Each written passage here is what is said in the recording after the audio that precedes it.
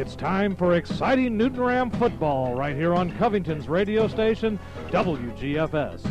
It's exciting high school football featuring the Newton Rams under head coach Joe Brassfield and tough opponents from 8 Quad A. Newton Ram football is brought to you on WGFS by Mayfield Ace Hardware, Newton Federal Savings and Loan, Coast to Coast Home and Auto, Covington Ford, Hardy's Floor Covering, Courtesy Ford, Burger King, Farm and Garden Depot, Jean's Hourglass, Statham Tire, Ludy's Sports, Snapping Shoals EMC, Walker Harris Chrysler Plymouth Dodge, and Shoney's Restaurants.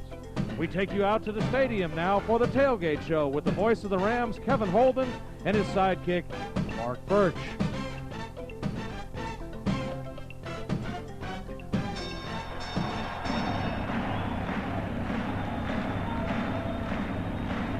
Ladies and gentlemen, welcome to the main event.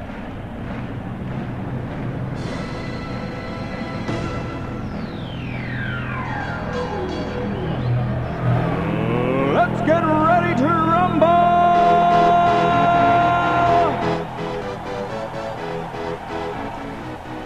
The seniors, the class of 1997, being honored tonight at Homer Sharp Stadium. This senior class in its sophomore and junior years lost a combined total of 7 games. They're going to try to avoid losing a 7th game of the 1996 season and salvage a little bit of senior pride. Stick around, it's Ram football tonight.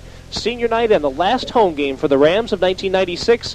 Tonight's opponent, the Duluth Wildcats. Welcome to Homer Sharp Stadium in Covington, Georgia. WGFS brings you live broadcast of the Rams and the Wildcats. I'm Kevin Holden. To my right is Mark Burch, who'll be doing a little bit of color analysis this evening. Not only that, Mark will be mentioning a little something about a little postseason football, and the Duluth Wildcats, Mark, coming in 4-4, and the Rams coming in, of course, with the record of 2-6 in that 6-game losing streak, and this senior class would like nothing more than on senior night to knock out that 6-game losing streak. Again, remember that the Rams have, in their sophomore and junior years together, lost 7 games. Yeah, like you said, Kevin, we're going to be taking on Duluth Wildcats tonight. They're 4-4 overall right now. They're ranked 5th in Region 8, Division B. Newton is ranked 7th. They're 2 of the bottom guys in their division. So I think we're going to have a pretty good matchup tonight. I got a feeling about this one. I think we're going to get a win. This is Duluth's first season in Quad A. They were in AAA last year. They got bumped up. They went 7-3 last year in AAA. So they've got a pretty good team. They got an even record right now, 4-4. They're 1-3 in their region. But I think this is going to be a good matchup, and I think we can see Newton come away with a win tonight, but we're just going to have to wait and see.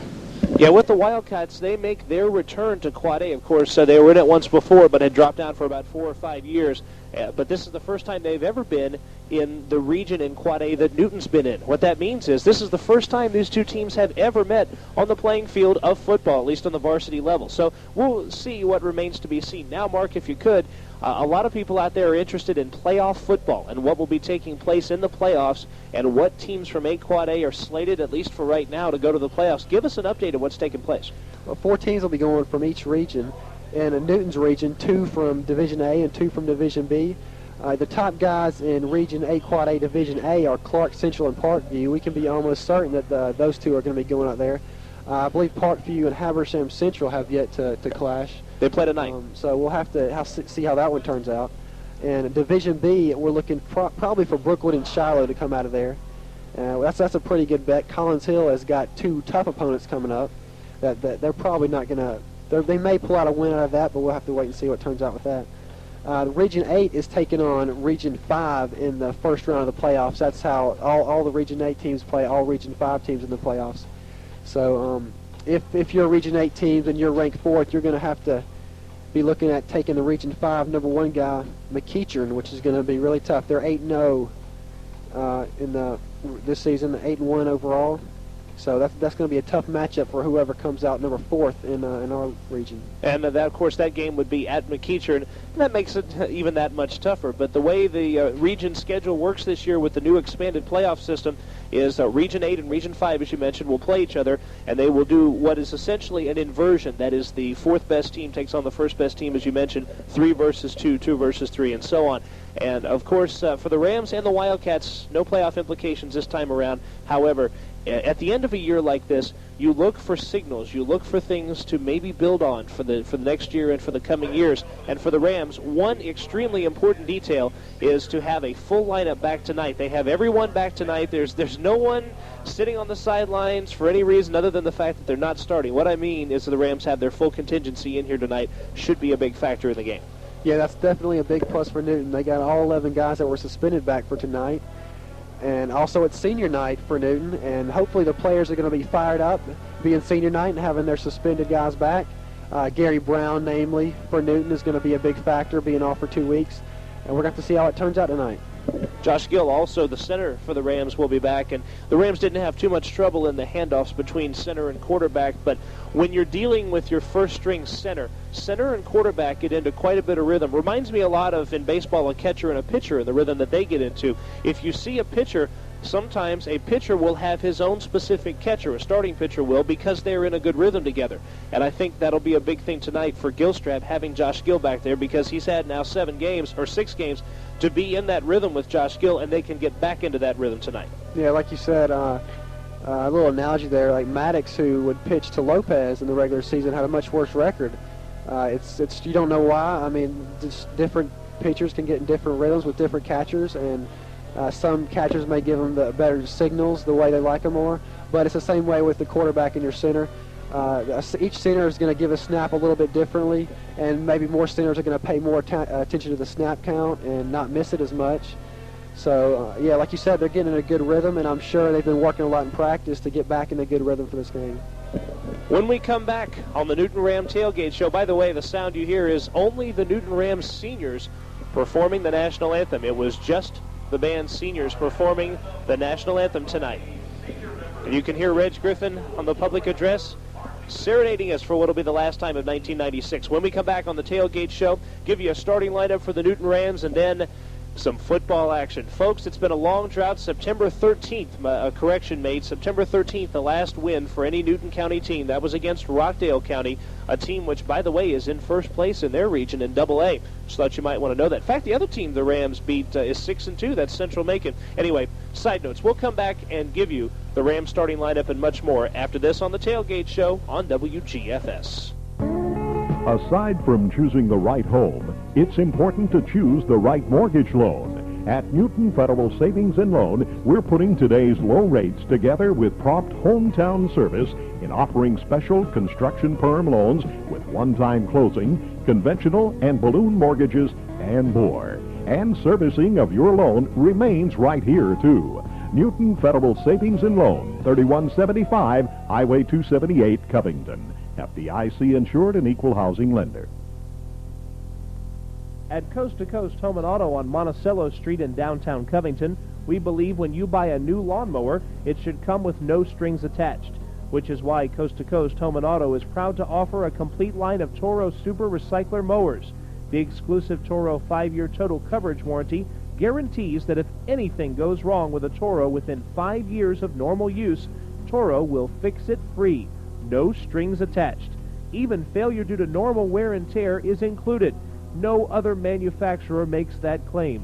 Coast to Coast Home and Auto also wants you to know that Toro Super Recycler mowers equipped with Toro GTS engines are guaranteed to start on the first or second for 5 years, or Toro will fix them free.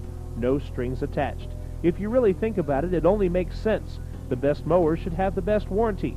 So come see us at Coast to Coast for warranty details. We have a great selection of new Toro Super Recycler mowers, each with a Toro Total Coverage Warranty and no strings attached. Covington Ford, a proud sponsor of Ram and Eagle football on WGFS, is your growing hometown Ford dealer. Covington Ford will customize a lease to fit your needs. Covington Ford realizes the importance of customer satisfaction. They're eager to earn your business with the new 97 Ford F-150 Super Cab priced at payments of only $289 per month. That's right, only $289 for a 1997 F-150 Super Cab truck. Be sure to call Amy at Covington Ford, located on Highway 278 in Covington. You could drive away today for $289 plus tax, tag, and fees.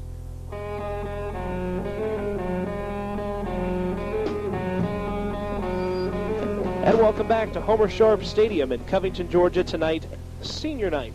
And the Rams and the Duluth Wildcats soon to get underway. Folks, You got to put all your energies out there into this one. We're going to try to pull out a win and break this losing streak, and this is the chance to do it right here in front of the home folks. Kevin Holden and Mark Burch. And Mark, tell us how the Rams line up tonight on offense. And the center of the offensive line, back after a couple weeks, is going to be Josh Gill, number 67, giving the QB number 8, Kerry Gilstrap, the ball. Outside of him at quick guard, number 56, Habeas White, and at quick tackle, Nikita Webb. On the right side of Gill is strong guard, number 58, Greg Benson. Then strong tackle, number 76, Brian Edwards. And your tight end is number 34, Roderick Henderson. At your wideouts, number 6, Bree Johnson, and number 21, Rodney Smith. Lining up behind Kerry Gilstrap is your tailback, number 2, Jonathan Price, and fullback, number 20, Katori Maddox. And on defense, the Rams look this way. Greg Benson is the defensive end on the left side, Nikita Webb on the right side. Brian Edwards and Habeas White are your defensive tackles. Your linebackers on the outside, it's Katori Maddox and Roderick Henderson. On the inside, you've got Joseph Cox and Josh Millwood, who, by the way, has switched back, you notice, tonight to number 80. That's an interesting note. Sonny Kaysen and Breek Johnson are your cornerbacks, and your safety is, of course, Gary Brown, who has returned to action after a couple of weeks away from the Newton Ram team, several players away from the Ram team for 2 weeks. But they make their return tonight, and the Newton Rams will be at full strength as they take on the Wildcats of Duluth. Everybody out there on the field, the spirit line has been formed, and the line extends all the way from the 28-yard line out past midfield down to the 45-yard line, hoping to welcome the seniors and the Newton Ram football team as they come in and try to pick up this win tonight against the Wildcats of Duluth. Mark, tell us, with the full strength of players back, what do you think the number one key is for the Rams, having the suspended players return? What's the one single area in which they'll improve the most? Well, I'm not sure what they've worked on in practice exactly, but defensively they're going to be a lot stronger with Gary Brown at safety. He's always a big factor out there. Offensively, it's not going to change much, except for we're going to have the same center that we've had for the first half of the season back. And so I think we're going to see maybe a little less points scored on Newton, hopefully. Let's hope Gary Brown's going to be a big factor tonight. But offensively, I think we're going to do better. We don't have any big players back from a suspension or anything like that, but I think Newton's going to be fired up being senior night, and I think we're going to come off big offensively. We usually have a big showing in the first half, but the big thing is going to be, can we score in the second half, and can we hold Duluth in the second half? My own opinion is, as far as the one aspect of the Rams game that will improve the most is probably the special teams, especially the punting game. Joseph Cox was an adequate fill-in, and I emphasize those words, adequate fill-in, as a backup punter for Sonny Kaysen. But with Kaysen back, you're going to see a little different look now at special teams for the Rams. It's not the best look at special teams, but they will be a little better with Kaysen. Also, you mentioned Gary Brown. A couple of notes about that. One thing is, with Jonathan Price spending a lot of time at safety, he had to play on both sides of the ball, and not only that, essentially a skill position on both sides of the ball. What that means is, later in games, like the Collins Hill game, you don't see much in the way of yardage gained out of Price. He would run out of energy. Plus, Collins Hill last week went after him, if you remember, to so many tight end patterns, 15 yards over the middle, and they would complete them every time.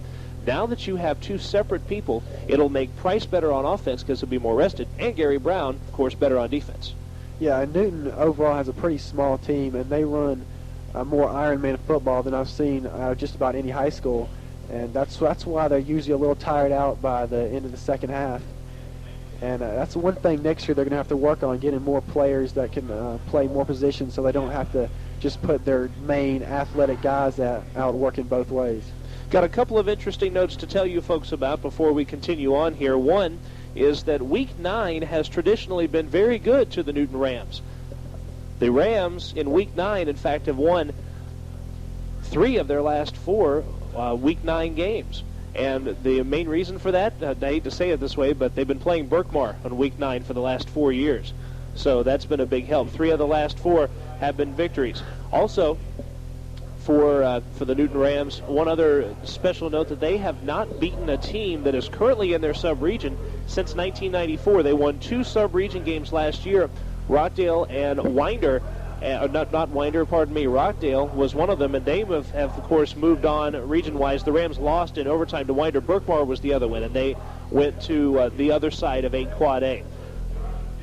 Well, the seniors are being introduced And we're going to be back right after this with Newton Ram football here on WGFS AM 1430.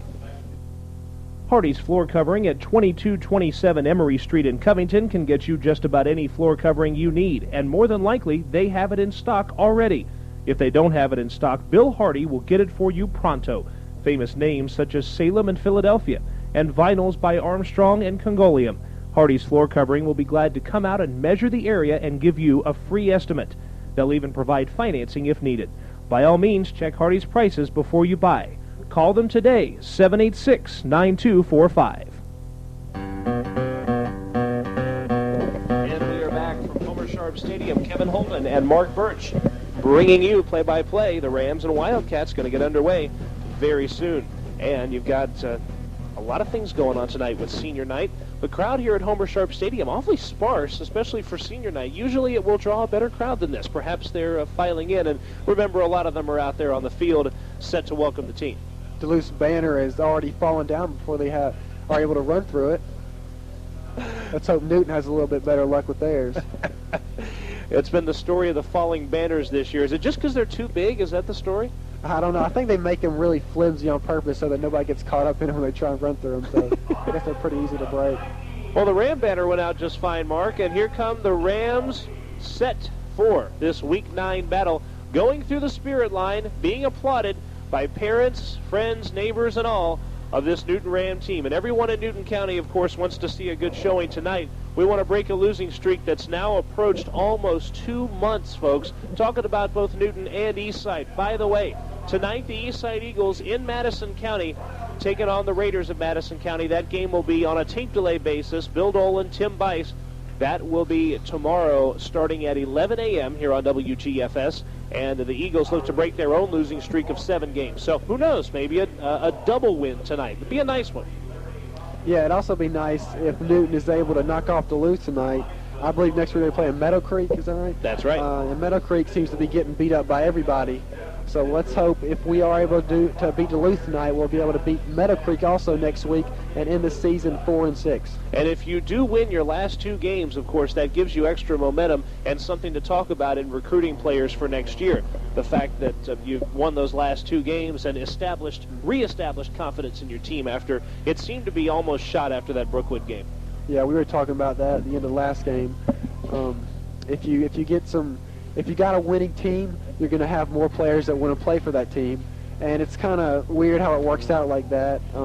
When you got a losing team, they have a tougher time becoming a winning team because not as many people are wanting to come out for the team.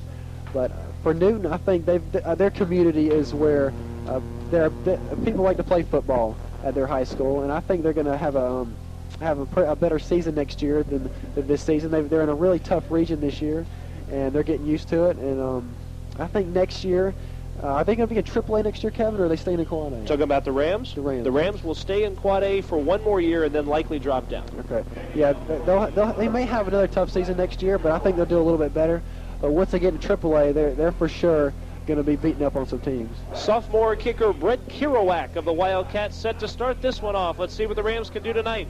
Line drive kick bouncing, taken by Gary Brown at the 10-yard line. He's at the 20, getting around his man to the 25, still up, 30, 35, past another guy, 40, 50, 45, and down at the 40-yard line. It's senior night, and yes, it's senior Gary Brown in his first play back, making a difference.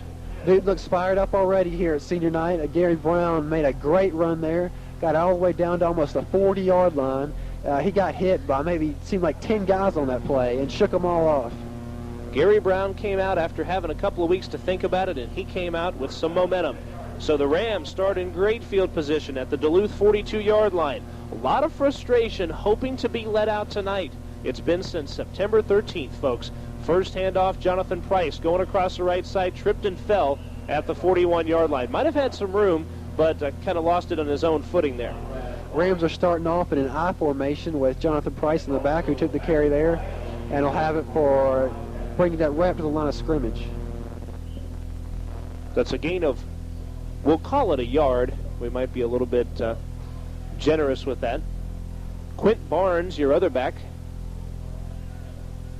in there with Jonathan Price, a wide receiver split to each side. Hold that play for just a moment. Someone had timeout, so they'll bring that one back to the 41. 2nd down and 9 for the Newton Rams. Last week, losers 21-14 to the Collins Hill Eagles in a game that was so close, and the Rams were in down until that very last play with 8 seconds left. That's one of the tightest games Rams have been in this year. And it's good to see an exciting game like that. They almost won that, almost pulled it off. But let's hope we have another exciting one tonight here against the Duluth Wildcats. It appears, at least in the early going, that the Rams will come out with some fire, and maybe that will make for a good game here. 2nd down and 14 for the Rams from Duluth's 46, looking to dent that scoreboard early on here. Gilstrap pass up. Man wasn't looking for it. Went right over his head. That was Katori Maddox, who is lining up as a receiver this time around. A different look. You remember that Maddox has been a fullback most of the year. It looks like Gilstrap may have thrown that ball a little bit early. Maddox already knew what formation he was going to run, and he ran out and cut back in, and Gilstrap just threw a little bit early, and Maddox wasn't quite ready for it. Got a big matchup in A Quad A Division B tonight. Brookwood and Shiloh. Interesting to see how that one comes out. Yeah. Gilstrap over center. Josh Gill passes up, looking for Price. Couldn't find him. A little up over his head, and that'll force the Rams to punt it away. And here comes Sonny Kaysen and that punting unit. Kind of nice to see the real Rams, the Rams that we're used to seeing out there here. Of course, remember, with the 2 weeks that those players were gone, Rams did not play poorly. Yeah, even though the Rams weren't able to get much after the kickoff run, they did bring the ball back up, and Duluth is going to have it on their 45-yard line. So, well, they're not going to have it on their 45-yard line. The Rams are going to kick it off from their 45-yard line, and Duluth will be backed up in their territory pretty far back. Sonny Kaysen gets off a pretty good punt. It is going to bounce and take a pretty decent Ram roll inside the 15 to the 14-yard line. And again, Mark, there it is, talking about the punting game, backing Duluth up well into their territory at the 14-yard line. Well, I tell you what, with Thanksgiving coming up, I've got to make mention of this right now. 2 things I'm thankful for. 1, that I could be fed pregame by the Hard Luck Cafe, because that's a tremendous thing. 2, we are under dry shelter in dry territory and non-wet conditions tonight, because it was a disaster last week outside practically in the rain. Yeah, last week sitting out in this pouring rain under a tent and being on the edge of the tent and having the rain blowing in from the other way. So everything was soaked, as well as the 2 broadcasters. Duluth starts from their own 14, and we're up here under nice shelter tonight. We don't mind it a bit. The give going to their tailback, Maurice Parks. Parks outside the 15 to the 16-yard line, a 2-yard gain. That Ram defense closing up the middle. Newton's defense that time was led by Nikita Webb. They closed right in on that run play and stopped them for a loss of about 2 yards.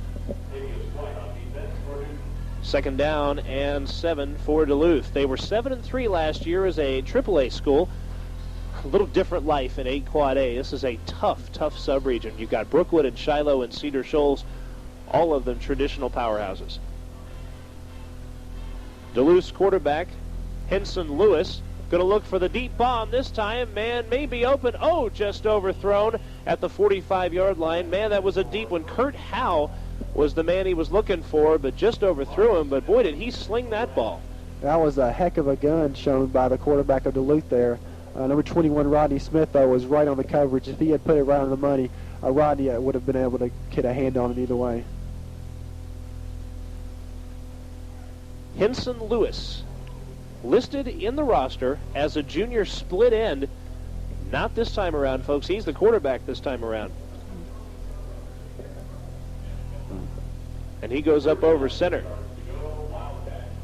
Lewis, this time gives to Parks. Parks outside the 15, got hit by one guy immediately. That was Benson. Got past him, but didn't have much gain. And it looks like the Rams will get the ball back. And in pretty decent shape, too, with it 4th down and 7. As usual, we see Benson doing a good job on the defensive side. Wrapped up Parks there behind the line of scrimmage, but he's able to get it back up to the line of scrimmage. And now Duluth is going to have to punt it away. Again, we make mention of the fact that these 2 teams have never met before. That happened last week with the Duluth Wildcats, and the opponent of the Rams next week, the Meadow Creek Mustangs. Rams have only played them twice in their history, and both of those were out of sub-region games. So some new faces on the schedule for the Rams this time around. Duluth punting the ball away, and Gary Brown is back to receive. He'll let it bounce at the 48-yard line. It's been a while since the Rams have had any kind of a punt return yardage, and Gary Brown can restore some positive yardage to that category. Newton will take over here in good field position on the Duluth 49-yard line. They'll be pretty close to where they were when they stopped their last drive. A 32-yard punt, which is interesting because that's exactly what Sonny Kaysen gave to the Duluth Wildcats, a 32-yard punt. These two teams extremely evenly matched right now. First down, Rams in Duluth territory, as Mark made mention. 9 minutes, 5 seconds left in the quarter. Price hit behind the line of scrimmage. That's a loss of about 3. The Duluth Wildcats were keying on Price all the way, and he got hit by about 4 guys. We're going to have to see Gilstrap drop back here and hopefully get a good stop by his offensive line. He's going to have to complete some passes early on to let Duluth know that he can do it, and to spread out their defense a little bit and hopefully give their big guys like their tailback Price a little more run room.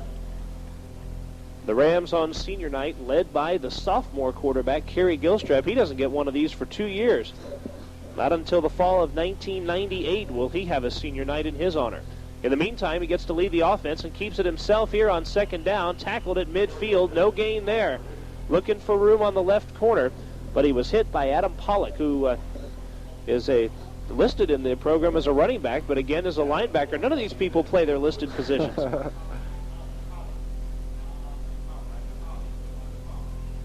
Got a 2-yard gain there, so we have third down and 11 for the Newton Rams just inside Duluth territory. Splitting wide to the right side are Randall Hardy and Katori Maddox. 2 wide receivers to the right, got the I formation.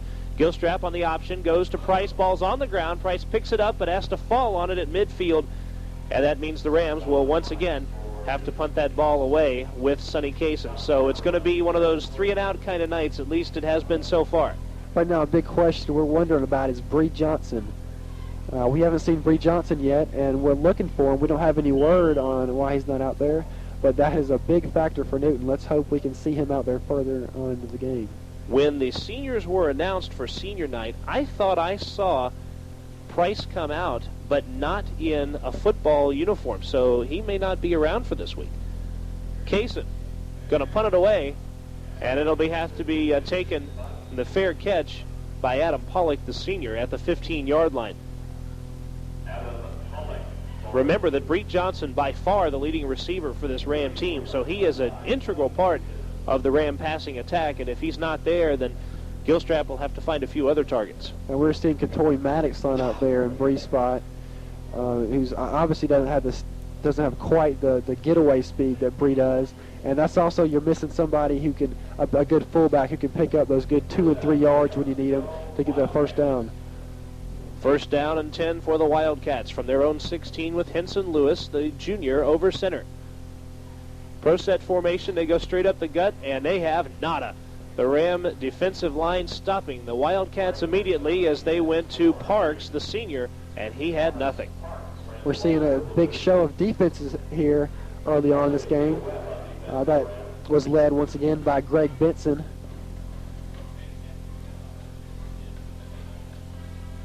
We heard in the Covington News, or read in the Covington News, that this Duluth team was much more a defensively oriented team than an offensively oriented team. They lost 8 starters from last year's offensive unit, and when you move up from AAA to Quad A and lose 8 starters, that's tough on you. Second down and 9 from the 16. The Rams jumping offside. Here comes the flag. It looked like it was both Webb and Benson jumping offsides there. When you see 2 guys move at the same time, there's a chance that it could be on the offensive side, but they're going to call this one against Newton. Yeah, there is usually a reason. If 2 of them do it, it has something to do with maybe a motion from someone on the offensive line, but that's not the case this time, as you mentioned. Second down and about 4 yards to go here for Duluth. We'll spot the ball at the Duluth 22. I think they marked that one off as about a 6-yard penalty. 2 wide receivers split out to the right-hand side, and Henson Lewis will see what he can do with them. He decides to give it off straight up the middle, and they're going to have a first down, the Wildcats will, up to the 30-yard line. So Duluth gets what is the first down for anybody tonight. We have 6:04 left in the first quarter. Is that Chuck McPhee on that run, Kevin? I believe it was. Chuck McPhee, a junior, running the ball on that play. So with the first down on the 8-yard gain, you got first down from Duluth 30. This is the farthest out they've been tonight. They have a total of 11 yards of offense. The Rams, negative 2 yards of offense so far. It's been a defensive kind of game so far. Lewis rolling out right side, lets it up. It's complete. That's a first down to the 40-yard line, to the 45. He hit Kurt Howe, the senior. And the Duluth Wildcats with another first down. It was a good shot by Lewis on that pass. Gary Brown and Quint Thomas were able to get to him right after he caught it to keep him from gaining any yards after the catch.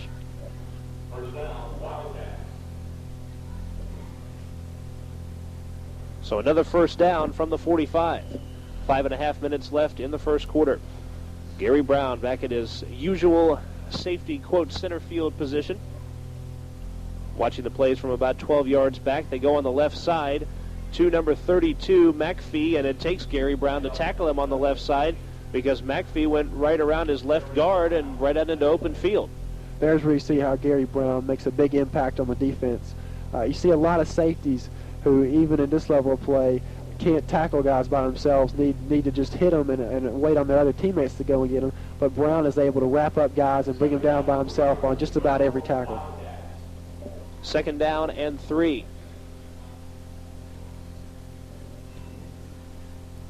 The Wildcats in purple and white, not quite like their Kentucky counterparts. Those uniforms are probably a little more like the Ram uniforms, white and blue. Up the middle here on second down, looking to just get across that first down marker at the 44. We'll see if they made it. It's Henson Lewis, the quarterback, on the keeper, and just running right over center. Now Lewis has got a little bit of meat on him. He's able to shove his way through that line. And it will be a first down from Newton's 43. So 3 first downs in the last 4 plays of this drive here for the Wildcats. And if you're the Newton Rams, it is time right now to pull out of the doldrums that started way back at Clark Central back in September. You're in front of the home folks for the last time in 1996, so this is your shot. Lewis rolling out right side, looking for a couple of men open, got somebody wide open. That'll be a first down and maybe some more inside the 25 to the 22-yard line. Chad Pitt was the man that Henson Lewis hit, and that's going to be a first down. Check that. That's Jason Jarrell, who Henson Lewis hit for that first down. His name is Jason Jarrell, and he is a sophomore. Listed as a quarterback, but he's at a wide receiver position. Duluth's offensive line has started to show their stuff here on the last few plays. They're giving Lewis a lot more time to do what he wants to do with the ball. He doesn't have your conventional throwing style, Lewis does not, but he has got a strong arm, and there is no doubt about that. Off left tackle this time around with McPhee, and McPhee inside the 25 will be at the 23-yard line, and the Wildcats start to drive downfield now. This will be the 8th play of the drive. They're getting close to getting inside Newton's 20-yard line. This is going to be key, this series of plays here.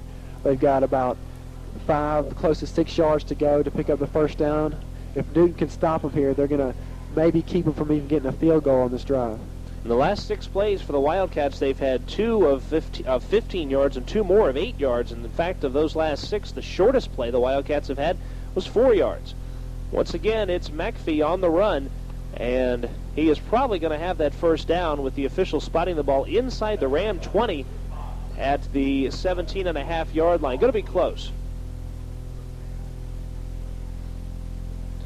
The official has pulled the ball back, and so it's going to be close. They're probably going to have to measure it. And the officials are going to measure this thing here, Mark, as they this is going to be pretty close.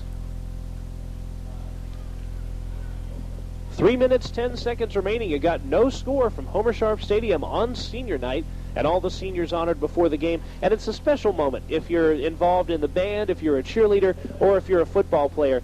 To be involved in something like that and to be honored in front of the home folks in this home crowd here tonight, you wish you'd be in a little better circumstance, of course, if the Rams were 6-2 and fighting for a playoff spot. This place would be packed. Yeah. But there were some folks here for senior night, and it's nice at least to recognize the folks that have put past the 4 years of hard work. Yeah, it's going to be short. They're on 3rd and inches.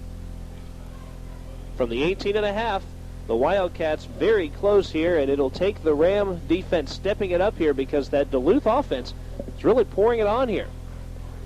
Henson Lewis, Duluth quarterback, going to go for it himself, and got a little bit of room. Maybe enough for the first down, maybe not. We'll have to check it. You can expect Lewis to do that. He did it before with a couple yards to go and picked up the first down. With inches, you expect him to do that again. But it's going to be another close one. They may have to measure this one again. And the officials right now are signaling for a timeout. They are going to come and measure this thing one more time. So after falling inches short one time, they're going to test it again and see how they came out. Regardless how this turns out, that's a big stop for Newton. Even if they do get the first down, they still held Lewis to only pick up a few inches if they do get it. But if they don't get it, that's, of course, even a bigger stop for them. They are measuring it, and it's a first down this time around for the Wildcats. So Duluth continues this drive now at the Rams' 17-yard line. We're coming up on the 10th play of the drive. They have marched all the way from their own 16 to the Rams' 17. You got your share of seniors out there on the field, and they're the ones that have got to take charge right now with the Wildcats in the red zone. It's Lewis running out right side, being hit once, pitching to his other man who has nowhere to run and is tackled for a loss back at the 22-yard line. Henson Lewis handing it off to Maurice Parks, and the thing about that is that Parks didn't have anywhere to run just as much as Lewis.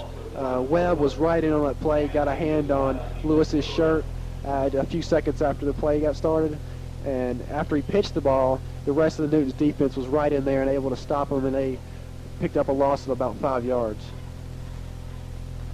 So 2nd and 15. Remember, this Wildcat team seems to be, at least for now, kind of opportunistic passing team. They're 2 for 3, but for 30 yards. So when they connect well. This is a long pass up at the 5-yard line, intercepted, and it's Gary Brown with the interception right there at the 5, and we have a flag I think I saw come down at the 11-yard line. We'll check that. However, Gary Brown at the 5-yard line is there, and once again, it's the senior making the play. Yeah, that's a big play. We were talking about Gary Brown coming back into this game, and hoping he's going to make a big contribution. There it is. They're signaling that Newton has the ball. Newton's going to have first down from their 11-yard line. So they've got a lot of room to go. However, they do have the ball back, and they have kept Duluth off the board. Now we need another first down or two to get out of this danger area here at the 11-yard line. Price, left side. And we'll be back to the original line of scrimmage on the quick pitch and out to about the 14. But Price, not much more than about 3 yards. Price has always been a very streaky runner. He's usually either really on or really off. And he does his best when Gilstrap has shown that he's able to make some completions and that he's got good accuracy. So I hope we're going to see Gilstrap coming up here on this next play, firing the ball, and maybe getting something to one of his guys like number 20, Katori Maddox, who's lining up at wideout. 3-yard gain, 2nd down and 7. It's Price right side this time, and he's got some room. 20, 25, 30, 35, 40, 45, 50, 40, 30, 25, 20, going for that end zone. Got it. Touchdown, Newton Rams. Less than a minute left in the quarter, and the Rams have taken a 6-0 lead and brought the few fans here to their feet. Jonathan Price, 86 yards and a touchdown. Nice to see the senior young man score the touchdown after the senior making the interception. Absolutely amazing show of speed by Jonathan Price. He had number 7, Corey Gardner, on his tail at just about exactly 5 feet behind him for about 50 yards. He just could not catch him no matter what he did. Price took off, is in the end zone. Newton has got 6 points, is on top early here in the first quarter. Oh, goodness. Isn't it nice to lead? We just want to be leading at this stage of the game. It's a tremendous thing. We're not used to this now. No matter how you can get it. Joseph Cox will be on, attempting the extra point and trying to put a 7th one on the scoreboard for the Rams and some happy home fans who decided to come out and support their team here on senior night. The snap, the hold, the kick, a line drive, and it's going to miss wide right. So no good for the senior Joseph Cox. So it could make the trifecta of seniors here. However, we get Jonathan Price, 86 yards, and it's 6-0 Rams. Less than a minute left in the quarter. We'll be back right here on WGFS, AM 1430. We're back at Homer Sharp Stadium where the Newton Rams have taken the lead 6-0 after an 86-yard touchdown run by Jonathan Price.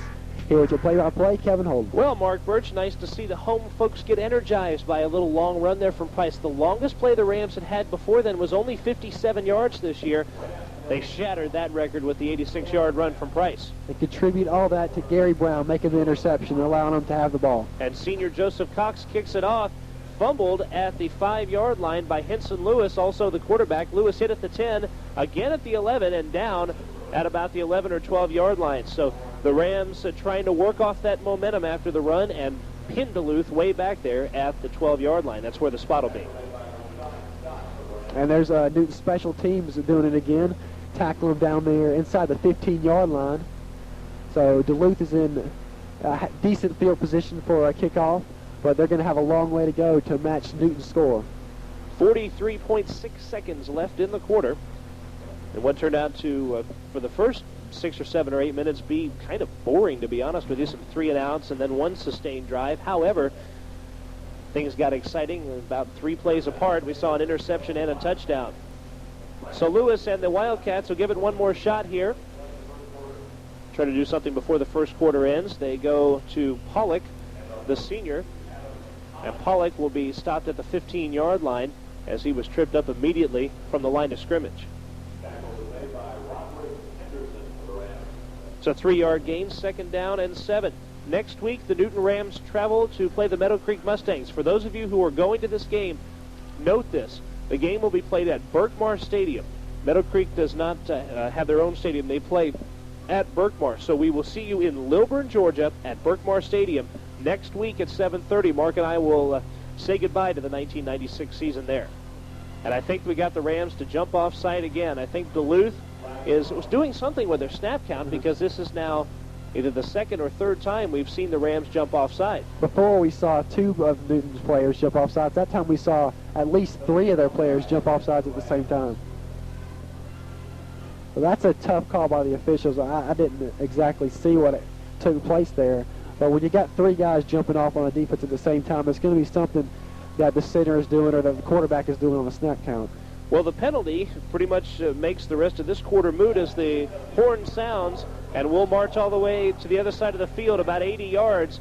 And the Rams with a 6-0 lead on the Duluth Wildcats on this chilly early November night at Homer Sharp Stadium. When we come back, the second quarter of action right here on WGFS AM 1430. We're back with Newton Ram football. The Rams are up 6-0 here at the start of the second quarter. Here with your play-by-play, Kevin Holden. 2nd down for the Wildcats from their own 20, 2nd and 2. We begin the second quarter with the Rams on top, and they've always come out with that strong showing in the first quarter. Can they keep it up and play 4 good quarters of football? That's what we're waiting to see. Right now they got to try to stop this Duluth offense, and they do it here on 2nd down as they try to go to Parks, but the Rams all over him and tackled at the 20. Newton's defense isn't showing any sign of letting up. They're getting right in there right after the snap and are watching where the ball's going. Unlike earlier in the season, it seemed like they didn't know where the ball was half the time. And right now they're getting right on top of the ball on every play. No gain, 3rd and 2. This defense at home, and this goes back to when these seniors were sophomores, or perhaps even earlier, have been very stingy in home games. There was one year when the Rams ranked in the top 10 in defense in the state as far as points allowed, and at home they were in the top 3 or 4 in the state. That was 1994. And hit immediately is Lewis, but he gives to his back McPhee, and he's got a ton of room. I think he's gone, folks. 40, 30, 20, 10, touchdown, Wildcats. 11:09 remaining in the second quarter. And an 80-yard run from Chuck McPhee has made this 6 apiece. And who would have guessed it in the first quarter? It was all 1-yard gains or 2-yard gains and 3-and-out type series. Now Jonathan Price has been answered by the big run by Chuck McPhee. On that play, 3 Ram defensive linemen tackled the wrong guy, and that was a big factor. Was that McPhee again? That allowed McPhee to get all the way into the end zone on a play that looked quite a bit like Jonathan Price's run. Yeah, what happened there was the Rams looked like they were pulling a stunt against the quarterback, perhaps anticipating a passing play, and they went after Lewis in a hurry, And they got to Lewis. The unfortunate thing was that pigskin wasn't in his hands. It was in the hands of Chuck McAfee, who went 80 yards for the touchdown. We've got a Duluth player down right now at sophomore Robert Davis, who is listed as a tackle. That doesn't mean a thing tonight, but he's listed as a tackle at least, and he is down at the 8-yard line. It's interesting, since the play was run back at the 20, he must have run onto the field and had something happen to it. Yeah, that's just what I was thinking. You would think he would be back down there in Duluth territory. So perhaps he was down there looking for the extra point. Maybe that injury hit him kind of late. And they're, I'm sorry, go ahead, Kevin. I said they're tending to his right leg, and that might mean a leg cramp, so maybe he ran over, and that's when he got the cramp. That's kind of funny to be running on the field before the play and get injured before you even the clock even starts. Well, if nothing else, maybe it gives Duluth a little bit of time to think about it here after scoring those 6 points. We'll see what they do. And some of the Newton County personnel are going to come out on the field to take a look at Mr. Davis. Newton County, of course, always keeps some emergency personnel on hand just in case a situation happens on the field, and they have happened in the past, and of course those people are very unappreciated, but when situations do arise where these players need help, then that's when those people come in handy, and of course, as we mentioned, they never get enough credit. Yeah, we've seen quite a few times where they've had to run on the field and help out. Rockdale quarterback earlier in the season in one of Newton's 2 wins broke his arm, I believe, and they ran out and did a good job and got him off to the hospital really quick. Yeah, it was Barrett Tatum who had to come in and finish that off as the starting Rockdale quarterback. Actually, it was Tatum, pardon me, who broke his arm, and it was the original starting quarterback who had been moved, Chris Meadows, who had to come back and start again for the Bulldogs. But hey, as you look at their record as they've gone along this year, maybe that was, I mean, you hate to say it, but maybe it was a blessing in disguise for them because they're in first place in their region in AA. Todd Babb are going to be in for the extra point. Babb awaits the snap. The snap, kind of a bad one, never got off. And a couple of Ram players ran behind, so there's going to be no extra point attempt there. That snap, I don't even think even got off. I was half expecting to see a flag somewhere and maybe another Newton offsides, but it looked like the snap, like you said, just didn't get off, and it's going to be 6 up. This is literally the most evenly matched game I've seen. They're matching each other run for run, long and short, and extra points. When we come back, we'll have 11:07 remaining in quarter number 2, and the Rams will try to put more points on the board. Stick around for it on WGFS. When it comes to your eyes, Jean's Hourglass in Newton Plaza is the only name you need to know. They have more than 2,000 frames in stock. Designer frames, budget frames, children's frames. And best of all, Jean's Hourglass will examine your eyes and make your lenses on the premises in just about an hour. If it's contact lenses you need, Jean's Hourglass is the only name you need to know. Soft lenses, tinted lenses, extended wear lenses, and disposable lenses. One-day service in most cases on contacts. Jean's Hourglass in Newton Plaza, 784-0553. We're back at Homer Sharp Stadium. We've got a good ball game for you folks. It's 6 apiece. The Duluth Wildcats are getting set to kick it off to the Newton Rams. Here with your play-by-play, Kevin Holden. Okay, Brett Kerouac is going to kick it off, and Mark Burch, we thank you very much. We are tied at 6, and the Rams in the heat of battle here in the second quarter. It's Jonathan Price and Gary Brown back to receive. As Kerouac going to put this one in the air. He's only a sophomore, so we'll see him for a few more years. Gets off a pretty decent end-over-end kick. Price will take it, and he is going to let it bounce at the 50-yard kick, and take it. He'll be hit at the 15, tackled at the 16-yard line. So a 6-yard return, and here comes that Ram offense.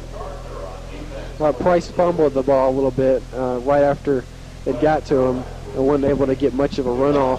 That's a big factor on a kickoff. If you can pick the ball up just right after it gets to you and get moving, you're going to pick up a much bigger gain than if you fumble the ball for even just a second or two. That gives the other team so much more time to get down there and get right on you to tackle you. And that ratio increases if you're a faster guy like Price is, who can get the momentum very quickly. It's important that he gets the ball very quickly. This time they go up the middle to Quint Barnes, and nada, in fact, maybe a negative yardage play there as he was stopped right away. In fact, the spot at the 15, so it will be a loss of 1 for Quint Barnes.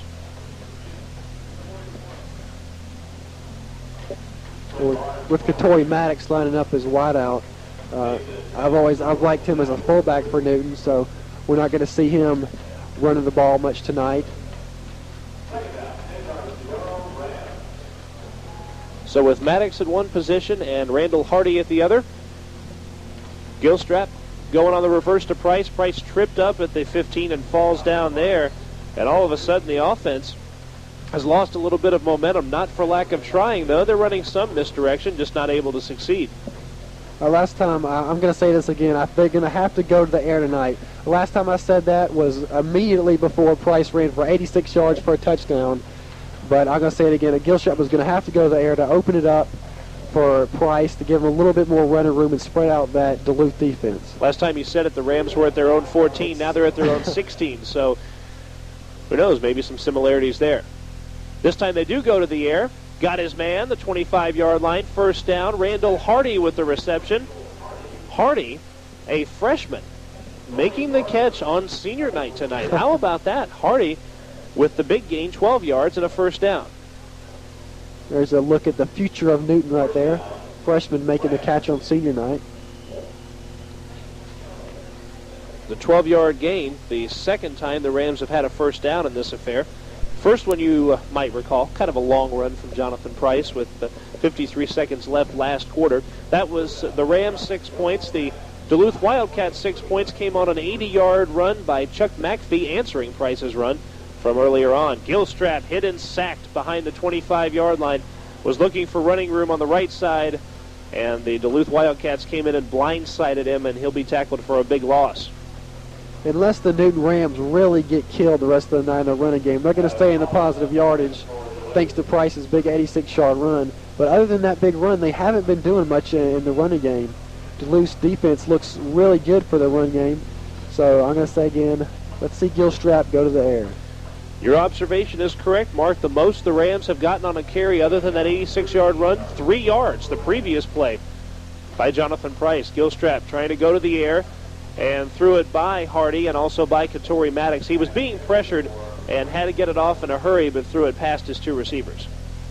Yeah, that was just throwing a little bit to the left of both receivers there. If he throws that ball a little more to the right, either Randall Hardy or Katori Maddox is going to be able to catch that ball. And I think there was a missed pattern there because Maddox was standing, if you took a diagonal line and drew it from Gilstrap through his receiver, Randall Hardy, it would also go right through Maddox, which meant that both of them are directly in his line of sight. My guess is someone missed a pattern there. Yeah, I think you're probably right. So we'll try it again with the sophomore QB with his normal center, Josh Gill. He is going to have to keep it himself. Gilstrap will. Got through one set of blocks. Going to be tackled, though, after the second set at the 31, and it'll be 4th and 7, and that's a punting situation for the Rams. And Gilstrap did his best to rescue the Rams, but could not here. They'll have to give it back to the Wildcats with Kaysen. Yeah, we were talking about Sonny Kaysen. It means a lot to the Duke team on their special team. When you got Joseph Cox punting the ball, he's a great kicker, but he doesn't have near the punting ability that Kaysen does. Kaysen's able to back up Duluth a lot more than Cox was able to in the past couple games. The game-winning touchdown was scored after a 3-yard punt by Cox, to give you an idea of the difference in special teams. The punt by Kaysen, pretty good, taken, and a fair catch at the 39-yard line by Adam Pollock. We'll check the yardage on that punt, 31 yards. And again, it's not the most spectacular in the world, but it gets the job done, and it puts Duluth back at their own 39. And he got a little bit of air time on it, so they weren't able to return the ball. Mostly out of your punter. If you can get them to punt the ball out there 20 or 30 yards and get hang time, you can ask for really nothing more. And every once in a while, you have one of those once-in-a-lifetime situations when Ryan White or someone like that comes along who can boot it 60 or 65 yards. But if you can get 30 yards and good hang time, it's what you can ask for. Duluth at their own 39 starting this drive. First down and 10, 7:50 left. Lewis keeps it himself, hit 4 or 5 guys right there on him, and he's down for a loss. Roderick Henderson, the initial hit. Lewis finished off by Greg Benson. Lewis on that play ran right into the back of one of his linemen, Derek Allen, and then was able to get wrapped up by Newton's defense.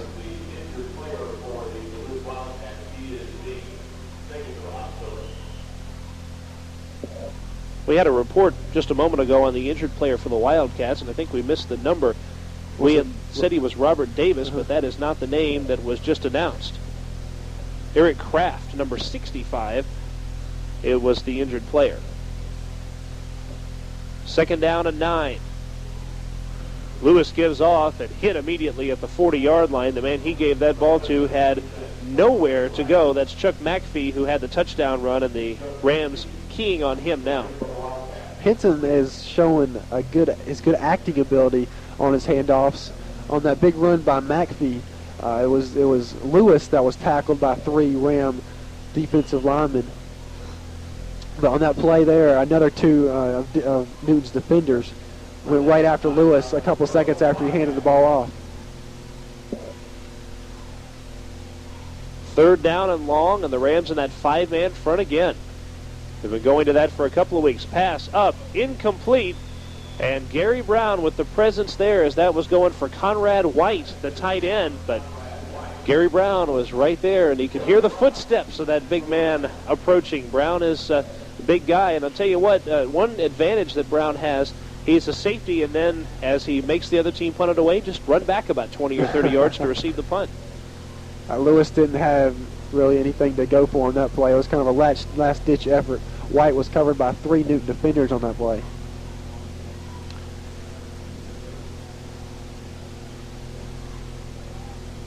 So Duluth set to punt.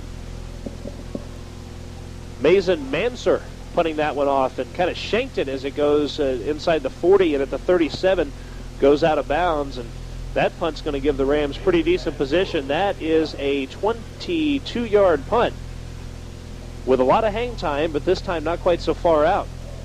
And Newton will take it inside their 40-yard line. We continue to see the show of defense by both teams. And the Rams from their own 38 will try to crank this up. Let's hear the crowd perhaps make a little bit of noise. They've been awfully quiet in addition to being somewhat sparse tonight. 1st down, it's Jonathan Price keeping and staying up outside the 38 to the 39-yard line and keeps those legs moving. It's a sign of a good, strong running back when that happens. Yeah, that's a good last effort by Price. He got hit behind the line of scrimmage and was able, like you said, keep those legs moving, and he gained about a yard and a half on that play. Through the Brookwood game, Price had 441 yards, and you'll remember a pretty decent game last week against the Eagles of Collins Hill. Against Shiloh, of course, 76 yards, and he's probably going to break 100 here tonight. They go to him. He's got a little bit of room outside the 40 to the 42. A 3-yard gain, and it will bring up a 3rd down and about 6 or 7 for the Rams. Will they go back to the air? Mark Burch, our to-the-air expert. To the air, yes. I think they will go back to the air. They're going to have 3rd and about 6 yards here to go. And their running game just hasn't been breaking free like they wanted to, except for, once again, the big 86-yard run by Price. So Josh Gill will lead that offensive line up to the ball at the 42, and Kerry Gilstrap and his skill players are going to see what they can do with the 3rd down and 6 situation. Rolling out to this side, going to look for his man, a little bit over his head, and incomplete. Katori Maddox, the intended receiver. If he had caught that ball, he would have been close, but probably not quite to 1st down territory, but doesn't matter. It'll be 4th and 6, a punting situation. Remember, 22 of Duluth, there, Scott Barber was right on him and tackled him even though he didn't catch the ball. So he would have been tackled a couple yards inside the 1st down marker. A game of punting. In fact, this is the 6th punt for both teams combined tonight, and we are midway through the 2nd quarter. This is the 3rd time Caisson's had to boot the ball off. Nearly gets it blocked, but gets away a great spiral. That one's going to go a long way. It'll be taken and down at the 21-yard line. Nice punt there from Caisson with that ball spotted actually at the 22. We are checking the yardage right now. It is a 36-yard punt by Caisson. The returner on these plays, Adam Pollock of Duluth, seems like he hasn't been able to get much of a run after each play. He's tripping up. He hasn't got used to the turf or something. I don't know what it is, but every time after he catches the ball, he seems to lose his footing and hit the ground, and they're not getting any return after the kick. Wonder if he's related to the J.J. Pollock who comes in for the fishing report on Saturday mornings. Probably hear from J.J. tomorrow morning, as a matter of fact, right here on WGFS. All right, I know it's a shameless plug, but I had to say something. The junior QB, Henson Lewis, gives off left side. Not much yardage there with McPhee. McPhee out to probably the 24. A 2-yard gain, so 2nd down and 8.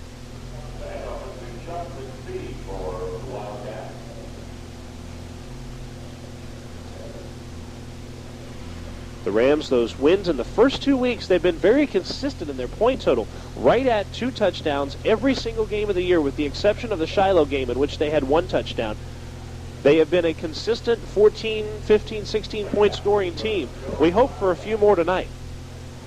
2nd and 8. 2-back set, pitch left side with a little bit of running room out to the 30 to the 32. He's going to be close to a 1st down. That was McPhee once again. We'll check on the spot, but the spot probably is going to give him, if not a 1st down, pretty close.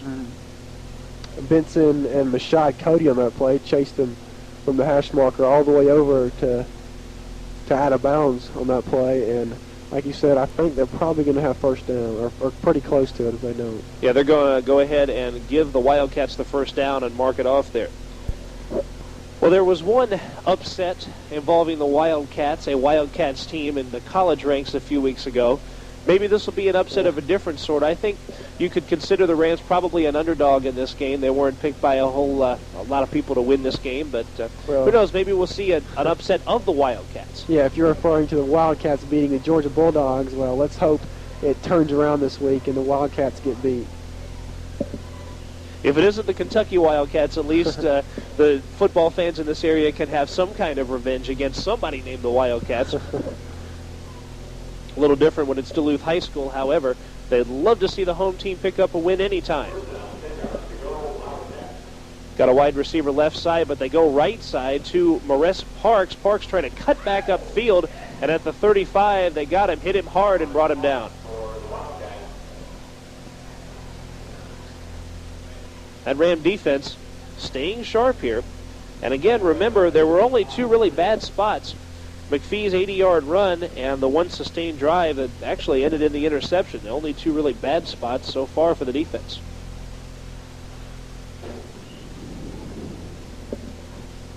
So Parks with the 3-yard gain.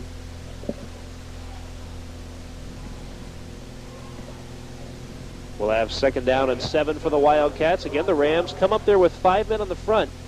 And Duluth doesn't look like a team that will pass a whole lot. And so that's why the Rams are doing that. And diving forward on this play is Parks. And he'll be all the way out to the 40. Not bad when you can take the ball, dive, and get 5 yards. That's pretty good diving ability there. Yeah, and Duluth is going to have it here. 3rd and about 3 yards to go. It's going to be a big test for Newton's defense. They're having it on their 40-yard line. So if Newton can stop them here, they're going to keep them from getting back into their own territory and hopefully get the ball in some good field position where they can put some more points on the board. It's an unusually quiet crowd. The cheerleaders trying to pump them up thanks to their co-captain, Brandy Chambliss, down there. Brandy trying to get this crowd into this game. 2 minutes, 5 seconds remaining. We're tied at 6. Lewis left side looking for it. Got the 1st down. It's Parks again, who was out of the game for a little while, but is in, and on 3 straight carries now, has given the Wildcats another 1st down. They have 8 so far in the first half. Compare that to the Rams, who have managed only 2.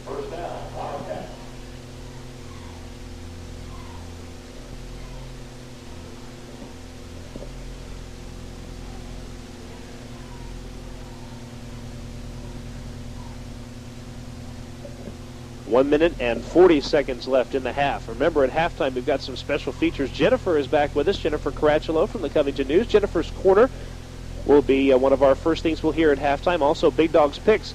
Got a long pass being attempted here. It's a duck, and Gary Brown has picked it off at the 20-yard line and will be tackled there. Parks was the one who attempted that pass from the 40. Lewis flipped to him, and it was the halfback pass. But it was a kind of a duck as it fell into the hands of Gary Brown, his second interception of the night. Yeah, Newton was all over that play. Brown was one of the Newton defenders that was there, and wasn't a very good pass by Parks. Kind of not a great spiral. Didn't have much distance on it, and Brown was able to read it well and picked off his second one for the night. There was a penalty called against Duluth of an ineligible receiver downfield. I don't know, call it a gut instinct. Something tells me we'll decline. Oh, are you sure? I don't know. Let's hope this interception will turn out as well as the last one, where Price had his big 86-yard run that we're going to be talking about over and over all night. If you get tired of it, I'm sorry. We're going to keep talking about it. Hey, if it helps to bring the Rams closer to victory, that's going to be the most important thing. 82 seconds, 82 yards to march down the field. Can it happen? Find out. Josh Gill, Kerry Gilstrap, and this Ram team about to find out. Gilstrap being pressured here immediately here on first down. Will have to keep it himself. 15, 20, 21. Tackled at the 21-yard line. Gilstrap had to make the best of a busted play there. Didn't get much blocking. Good scrambling play by Gilstrap. Was able to pick up 4 yards and make a decent play out of one that didn't have much hope for it. 2nd and 7, and that play won't exactly do it when you've got that short of a time span left. We're under a minute to play here. Gary Brown is into the game as a wide receiver. Boy, has he been the man on defense. Can he be the man on offense is the question. Gilstrap again pressured, being pulled by the shirt, and he'll have to go down at the 12-yard line. The sack, and the Rams going to be pushed all the way back to the 12 with 35 seconds left. They'll have time probably to get off one pass, maybe two. And Duluth is going to call a timeout. Mark, and let's take this timeout here. You are listening to Newton Ram football tied at 6 here on WGFS AM 1430. When your tires are worn and looking forlorn, turn to Cooper Tires. Statham Tire Company, Covington, Conyers, and Norcross has just the right tire for you, like the Cooper Cobra GTS radial with raised white letters. This hot little number is designed to meet the ever-changing demands of performance tire buyers throughout the USA. And it's all American-made and owned by Cooper. Ask for the Cooper Cobra GTS radial or any other quality Cooper tire to fit your particular driving needs at Statham Tire Company, Covington, Conyers, and Norcross. We're back at Homer Sharp Stadium with 35 seconds to go here in the first half. With your play-by-play, Kevin Holden. Mark, I got an interesting note for you here. The Rams have rushed 14 times so far in this half. You remember, of course, the 86-yard touchdown run from Price. There's another mention of it. Mm-hmm. The other 13 rushes, 2 yards total offense out of those 13 rushes. So, with the exception of that one run, hasn't been very much at all for the Rams in the running game tonight, and they've only completed one pass for 12 yards. This time around, keeping it and going straight up the middle is Gilstrap to the 16-yard line. That'll be a gain of 4. With only 30 seconds to go in the half, Brassfield was just trying to get the ball a little bit farther up, give Sonny Kaysen a little more room to punt it off. They know they're not going to have much of a chance to score here, so they're just going to try and back up Duluth to keep them from scoring. Yeah, let's hope that sack of Kerry Gilstrap doesn't come back to haunt the Rams. It put them so far back. And now Kaysen has to punt it away, and Duluth will have a shot, maybe two, to get that ball in the end zone.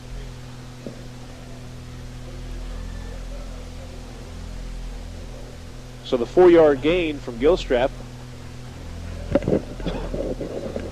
puts it 4th down, even though the down marker reads 2nd. That's interesting. Now they're adjusting it to read 4th. Finally got it just before the snap got off. And Kaysen almost had that one blocked. It's going to be taken at the 29-yard line by Parks, and he'll be stopped at the 29. And yeah, that one was blocked, and they're going to have it down at about the 24-yard line of Newton. They've got 20 seconds to get the ball in, which is very possible. So Newton's defense is going to have to step up here to keep it from taking the lead in the first half. And it was an 8-yard punt by Sonny Kaysen. Ouch. Sometimes you're left with just those words. And the rain begins to come down. Ooh, cold rain out there. I feel sorry for these football players. Has it been nightmare after nightmare the last few weeks? Wow. Henson Lewis with 21 seconds left, going to go for a man, and it's complete. The man will be hit short of a first down, but it is complete to Jason Jarrell. Jarrell is a sophomore, 12.6 seconds for the Wildcats, who have a chance to put a ball in the end zone. This reminds you a little bit of Cedar Shoals and the Rams?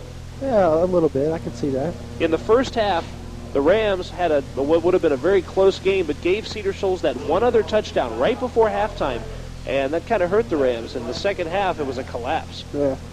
I don't know if you've seen any of them football videos, Kevin. You know, when they show, like, the greatest hits of the NFL, people just getting absolutely hit like crazy. On that play, Mashad Cody of Newton absolutely jacked Jason Jarrell. Just drove right into him, got horizontal to the ground, and just nailed him. I'm surprised that Jarrell wasn't injured on that play, but you'd like to see that kind of enthusiasm from Newton's defense. Yeah, especially right now when you've got 12 seconds in Duluth with only 15 yards to go. The rain comes down, and I'm just happy we're not back at Collins Hill tonight, because it is, I think it's colder than it was last week. Oh yeah, much colder. Which is funny, because this morning when the rain was coming down, we had probably 70 degrees. But now the wind is blowing from right through the press box and kind of knocking our food court off there. Playing some games in the press box here.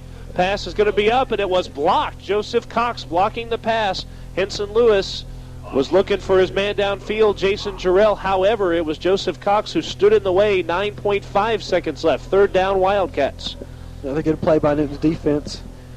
Henson Lewis didn't back up much on that play. He only took a step back and didn't realize that Newton's defense had already penetrated and passed the ball, and Cox was able to bat it down.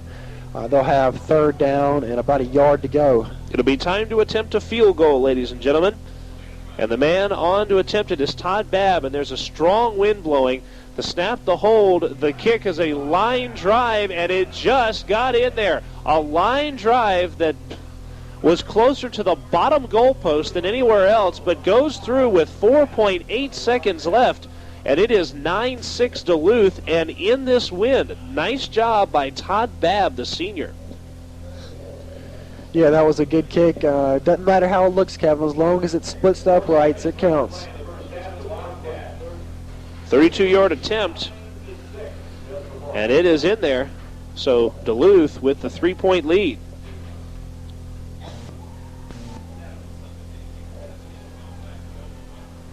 So the Duluth Wildcats will have to kick it off to the Rams, but this will probably be their last shot to do anything with it with 4.8 seconds left. I'm sure Price or Brown, whoever takes it, of course, will give it their best shot to make a good run at getting in the end zone. But with 4.8 seconds, we're going to probably see Duluth taking it into halftime up 9-6. Well, we mentioned the playmaking ability of Gary Brown. Here is a man, if there's anybody you want back there, who can turn this thing into a touchdown. Remember, he's run a kickoff back for a touchdown, but had it called back earlier. The interesting thing, the big story, is going to be whether Brett Kerouac can keep the ball on the tee, because that wind is blowing and blowing very crisply and very, very hard in toward the football. It's on the tee so far, a little bit slanted, but it's on there. And you got Price and you got Gary Brown standing at the 10-yard line. The kick is going to be a line drive, and the Rams will take it, and they're going to hang on to it and run with this ball at the 33-yard line. And the half will end on that kickoff return out to the 33-yard line. We believe maybe that was Roderick Henderson on the return. We'll have to check it. But Henderson out to the 32-yard line will end half number one. Your score as we go to the locker rooms at halftime is the Duluth Wildcats 9 and the Newton Rams 6. Stay tuned. We're going to have an exciting second half of football. I personally guarantee it right here on WGFS AM 1430. And we are back from Homer Sharp Stadium right here in Covington, Georgia. We're talking with Jennifer Caracciolo from the Covington News, and Jennifer and I are...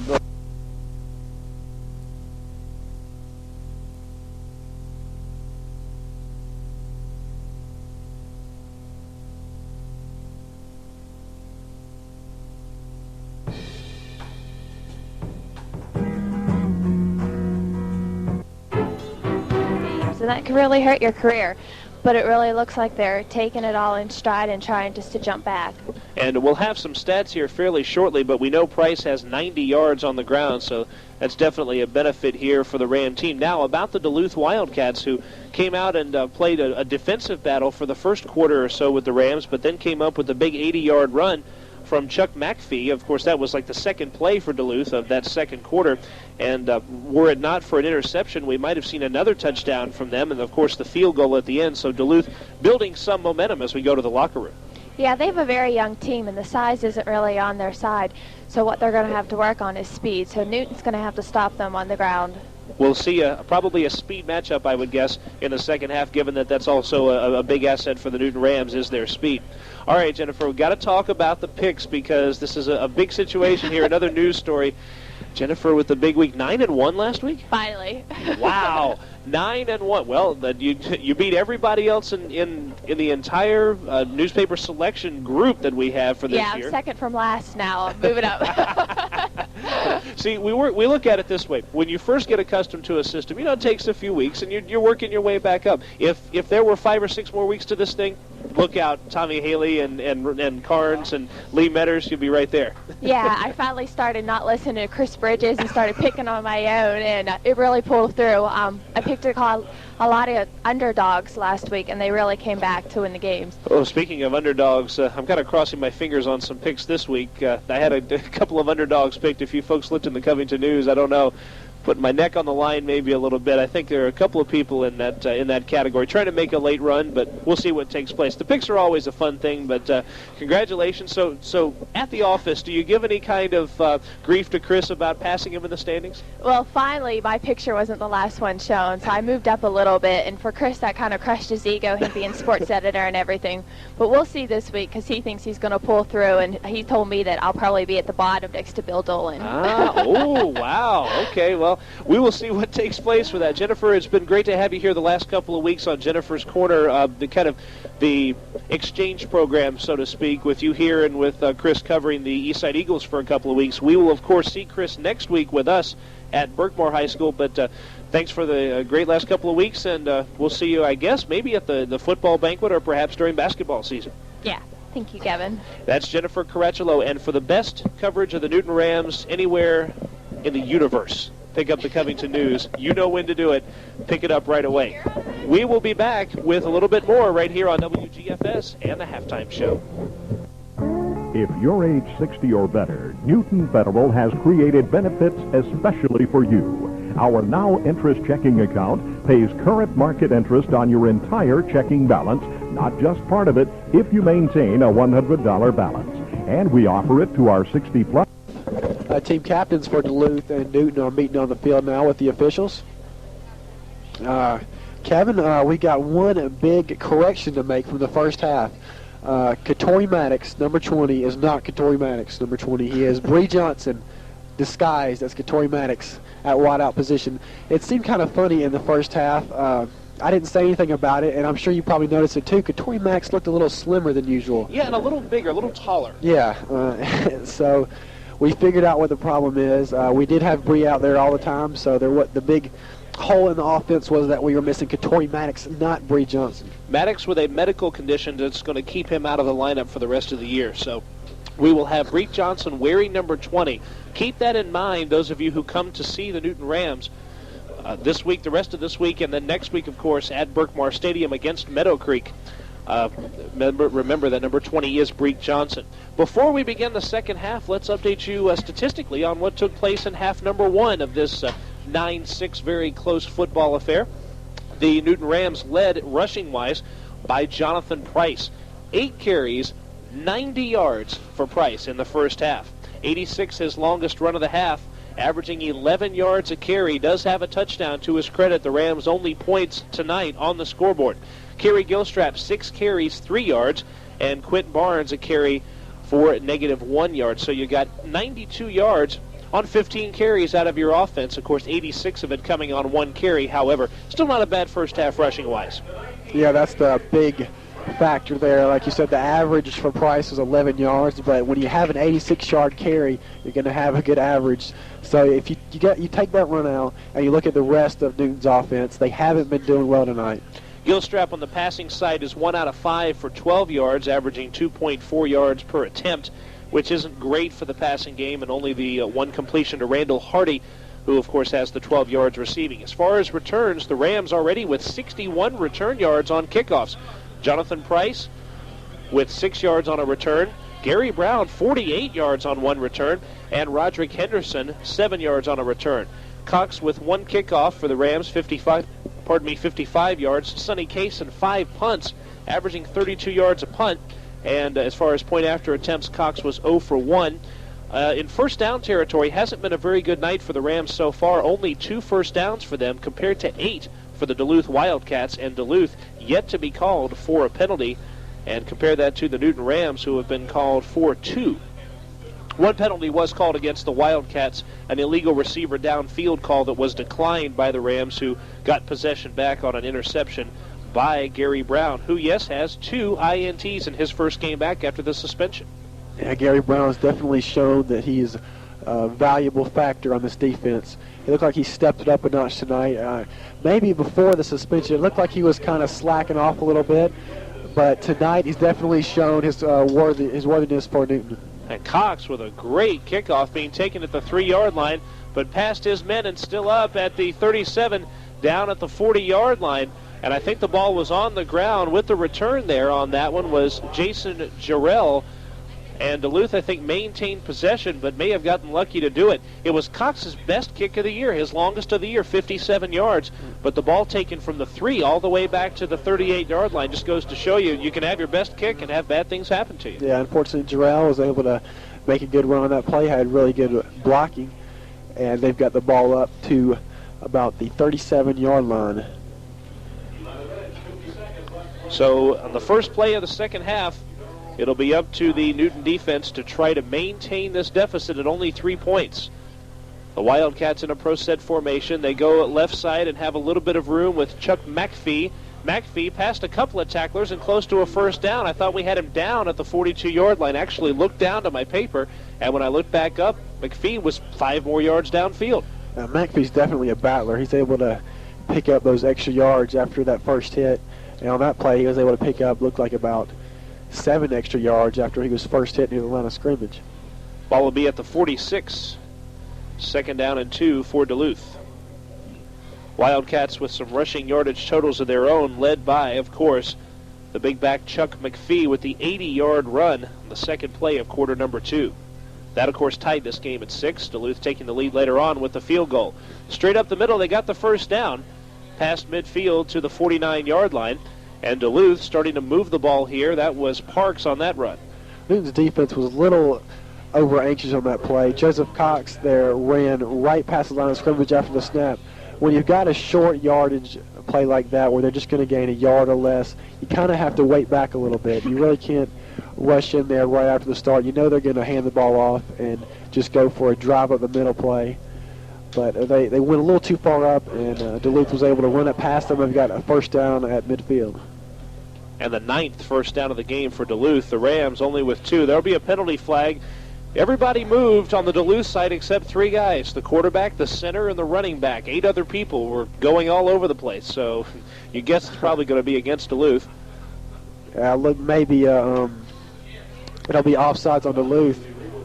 But maybe the players were a little off on the snap count. But that'll back them up about 5 yards. Remember that Duluth has been altering their snap count.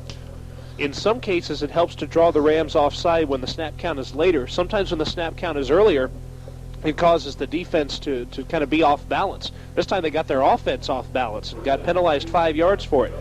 First down from Duluth's 46. And another penalty flag is going to be thrown. I think this is going to give it right back to Duluth, as Quint Thomas came off sides. Yeah, we gave it right back to him, thanks to Quint Thomas. That is the Rams' 3rd penalty of this game, all of them 5-yard penalties so far. So we're right back where we were 2 plays ago, 1st and 10 from midfield. Just basically wasted about a minute off the clock, 10:18 remaining in the 3rd quarter. 2 wide receivers split wide to the left. Rams will have to watch those two. Henson Lewis rolling out, left side, going to look for his man. Got him, first down at the 40-yard line. He hit Scott Barber. Barber, a senior, actually listed in his rightful position, a flanker. Makes the catch. That's a first down. That was a nice dart pass by Lewis. When you're making passes like that, you've got somebody open. There's not really much the defense of the opposing side can do. That's just like Greg Maddox of the Braves pitches like that throw was, throwing darts like that. When your quarterback's able to make throws like that, it's really tough for the defense to catch up to him. 13-yard completion. First down from the Ram 36 with Duluth driving on this Ram defense here. This time around, the give for no gain back to the original line of scrimmage. We'll check and see who that was on the handoff, but there was nothing on the play. Tried to run some misdirection, but the Rams stopping it.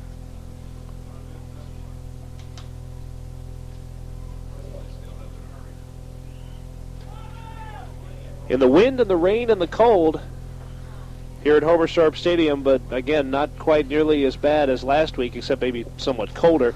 Had a lot of people kind of pack into the press box here for the second half. Second down and 9.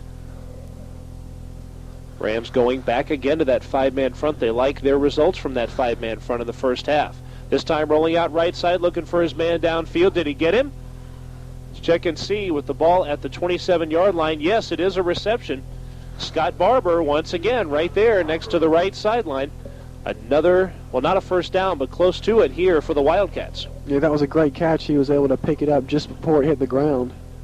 And it'll be third and a yard or less to go. So Scott Barber in the first half did not catch a pass, but here has caught the only 2 attempted passes of the Wildcats. 7-yard gain, and you've got a 3rd down and 1 situation here. And now if you're the Ram defense, early on in the third quarter, this could really set the tone if you could knock them back. However, if Duluth picks up the first down, they're close to the red zone and will be in first down territory again. The give, and I don't think they're quite going to get it with Chuck McPhee, the junior. Check the spot.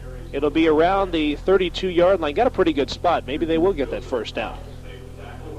What we see of Duluth's kicking team, if they don't get this first down, we could probably expect them to go for it here.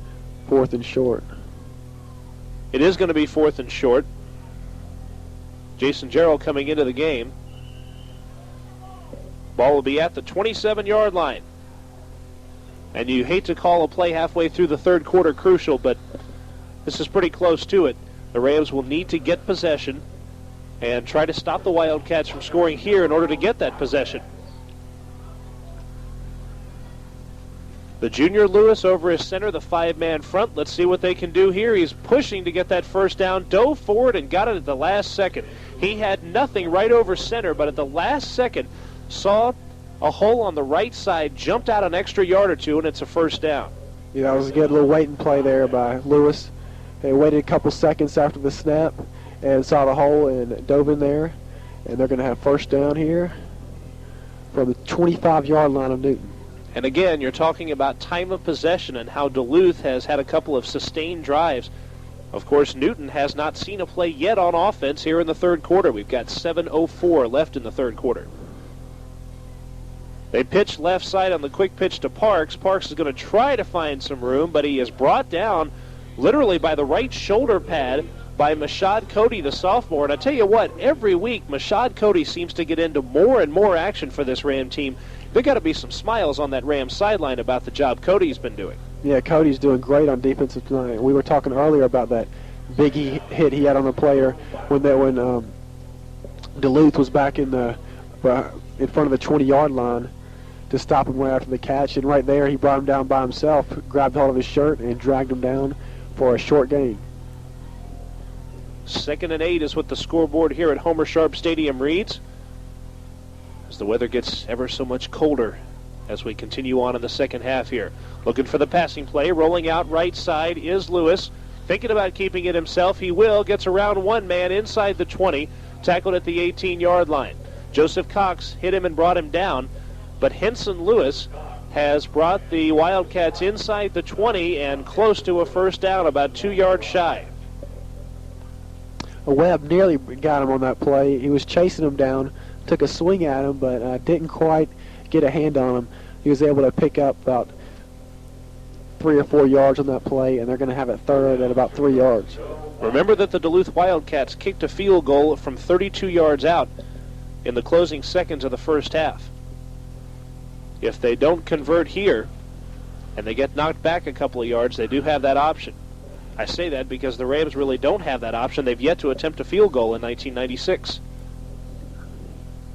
Lewis will give to Adam Pollock, and Pollock inside the 15.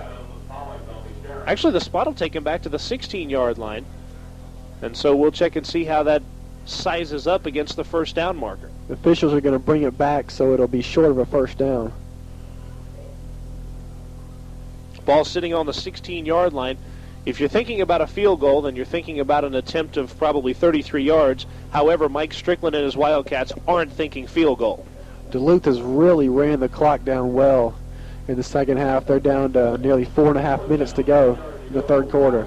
Mark, thanks to the miracle of modern technology, I just got paged with the score of the Eastside Madison County game. I'll tell you about that in just a second. Fourth down Wildcats, and Joseph Cox barreled into the center of the Duluth Wildcats. It'll be an offside call and 5-yard penalty against the Rams. But Antonio Smith just got a hello wake-up call from Joseph Cox, who barreled into him before the snap. The Rams are calling that it was a movement on the center of Duluth. But the officials are talking right now, and we're going to see what they have to say about it. And they're going to call it on Newton, so that'll back them up and give Duluth a first down. Well, I'll tell you what, you cannot fault the intensity of Joseph Cox. He was definitely wanting to get to the quarterback, and as I mentioned, Antonio Smith probably isn't used to being pushed upward and backward by too many people, but Cox did it to him there. Yes. However, it'll be 5 yards against the Rams and another first down. It's good to see enthusiasm like that on your defense, but it's really tough when it's a penalty against you inside the 20-yard line. First and 10 from the 11. I promised I'd give you an Eastside update. I'll do it right after this play. They go right side inside the 10-yard line to Adam Pollock. Pollock will probably be stopped around the 8. We'll check the spot, but Pollock with a gain of 3. Now, in case you're wondering, the Eastside Eagles tonight in Danielsville taking on Madison County, trailing 10-6 as we speak. So we will give you updates throughout the evening, hopefully, as to what takes place with Eastside and Madison County. It's 10-6. My guess is that game is probably at the half.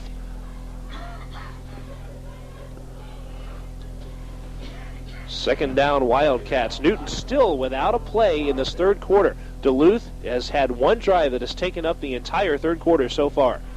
Second and 8 from the 9. And again, I think we have an offside for the Newton Rams. Looked like Brian Edwards that jumped offside. Yeah, I was going to say the same thing. Looked like Edwards just got a little gun shy and jumped across the line. It is unfortunate because these penalties have been killing the Rams in various spots.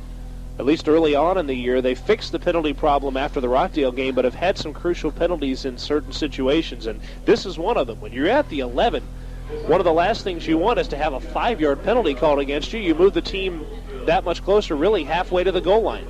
You can recover for penalties like that easily when you're in opposing team's territory, but when you're back inside the 20-yard line, it really hurts to get little 5-yard penalties like that, because that's when you're if you're on the 20-yard line, a 5-yard penalty puts you a fourth of the way closer to the goal. And where they were now, that's putting them half of the way closer to the goal. Yeah, the ball is now at the 4-yard line, and a timeout has been called by the Duluth Wildcats. We'll take a quick timeout and come right back. It's Ram football live tonight on WGFS AM 1430.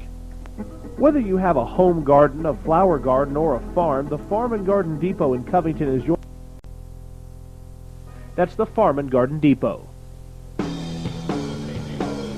We're back at Homer Sharp Stadium, where Duluth has the ball inside the 5-yard line. Here with your play-by-play, Kevin Holden. Yeah, this is a big task here for the Ram defense. Already trailing by 3, Duluth, second down at the Ram 4. Junior quarterback Henson Lewis will see what he can do. Tries to go over left side. Touchdown, Duluth Wildcats. Chuck McPhee with his second touchdown of the night, and it is 15-6. in favor of Duluth, and McPhee again punching it across. An 80-yard touchdown run in the second quarter. A little easier run for him this time, 4 yards. Same result, 6 points. Yeah, he just powered his way through like he's done most of the night. A couple of Newton guys had hands on him, but he just plowed through them and picked up 6 points. So Todd Babb will try to put that extra point on the board. They had trouble the first time. This time they get the kickoff in good shape, and it is good. And another point on the board for Duluth. It is 16-6. We'll be back right after this on WGFS AM 1430. When it comes to your eyes, Jeans Hourglass in Newton Plaza is the only name you need to know. They have more than 2,000 frames in stock. Designer frames, budget frames, children's frames. And best of all, Jeans Hourglass will examine your eyes and make your lenses on the premises in just about an hour. If it's contact lenses you need, Jeans Hourglass is the only name you need to know. Soft lenses, tinted lenses, extended wear lenses, and disposable lenses. One-day service in most cases on contacts. Jeans Hourglass in Newton Plaza, 784-0553. We're back with Newton Ram football. The Duluth Wildcats have put another score on the board. They're up now 16-6 here at Homer Sharp Stadium. Here with your play-by-play, Kevin Holden. If you're a Newton Ram fan who's here at the game tonight and you've got a transistor radio, now is the time to put all of your support behind the Newton Rams. Trailing by 10, still with enough time to make a comeback, but it's got to start right here and right now. Remember, the Rams are trying to break a losing streak that goes all the way back to the Rockdale County game back on the 13th of September. That's a tough thing to try to break. They got some momentum out of senior night, scored that first touchdown, but since then, Duluth with 16 make it unanswered points. Rams will try to break that streak as well. Kicking it off is Brett Kiroak. Rams at the 10-yard line. Jonathan Price and Gary Brown. And this kick is going to bounce and be out of bounds inside the 10-yard line, and that means the Rams will get to take it up at the 35. Yeah, that's going to be a big plus for Newton. Other than Gary Brown's run early on, this will be probably, I think, the best field position they've had after a kickoff. And so they'll be starting off from the 35-yard line, like you said, and hopefully they'll be able to drive it down and put another score on the board and make this a good ball game. Your sinuses are telling you about last week against Collins Hill and how tough it is to be outside in the rain and the cold. Absolutely. Ever since that game, it's been kind of tough for me. We mentioned that there would be some colds coming out of that game. So if you hear any sniffles throughout the game, you know where it's coming from. Man in motion, that's Breek Johnson, the new number 20 Breek Johnson. First down from the 35, and they'll go with Quint Barnes. Barnes trips at the line of scrimmage, and he'll have a yard or two just thanks to the trip. Yeah, like you said, Newton's going to have to come alive here in the third quarter. They're going to have to get some yardage here, no matter how they can do it on the air, on the ground. I'm not going to say they got to go to the air now, no matter whatever they do. They're just going to have to get some good yards here. If they don't, it's going to be tough for them to come back if they don't get anything on this drive. Yeah, the offense hasn't been able to do much with this defensive unit of the Wildcats, which, of course, is the most heralded part of this team. The defense is what has been able to allow them to win the 4 games they won this year. Gilstrap hit and sacked behind the 30 down at the 25-yard line. Gilstrap didn't see the man coming. Conrad White, who hit him, was chasing him, and Gilstrap had his back turned to White, and when he turned around, saw a big white jersey in his face. Yeah, Gilstrap never saw White coming until he was right on him, and he was able to yank him down. That's a big loss for Newton. That's going to drag him way back. So third down from the 28.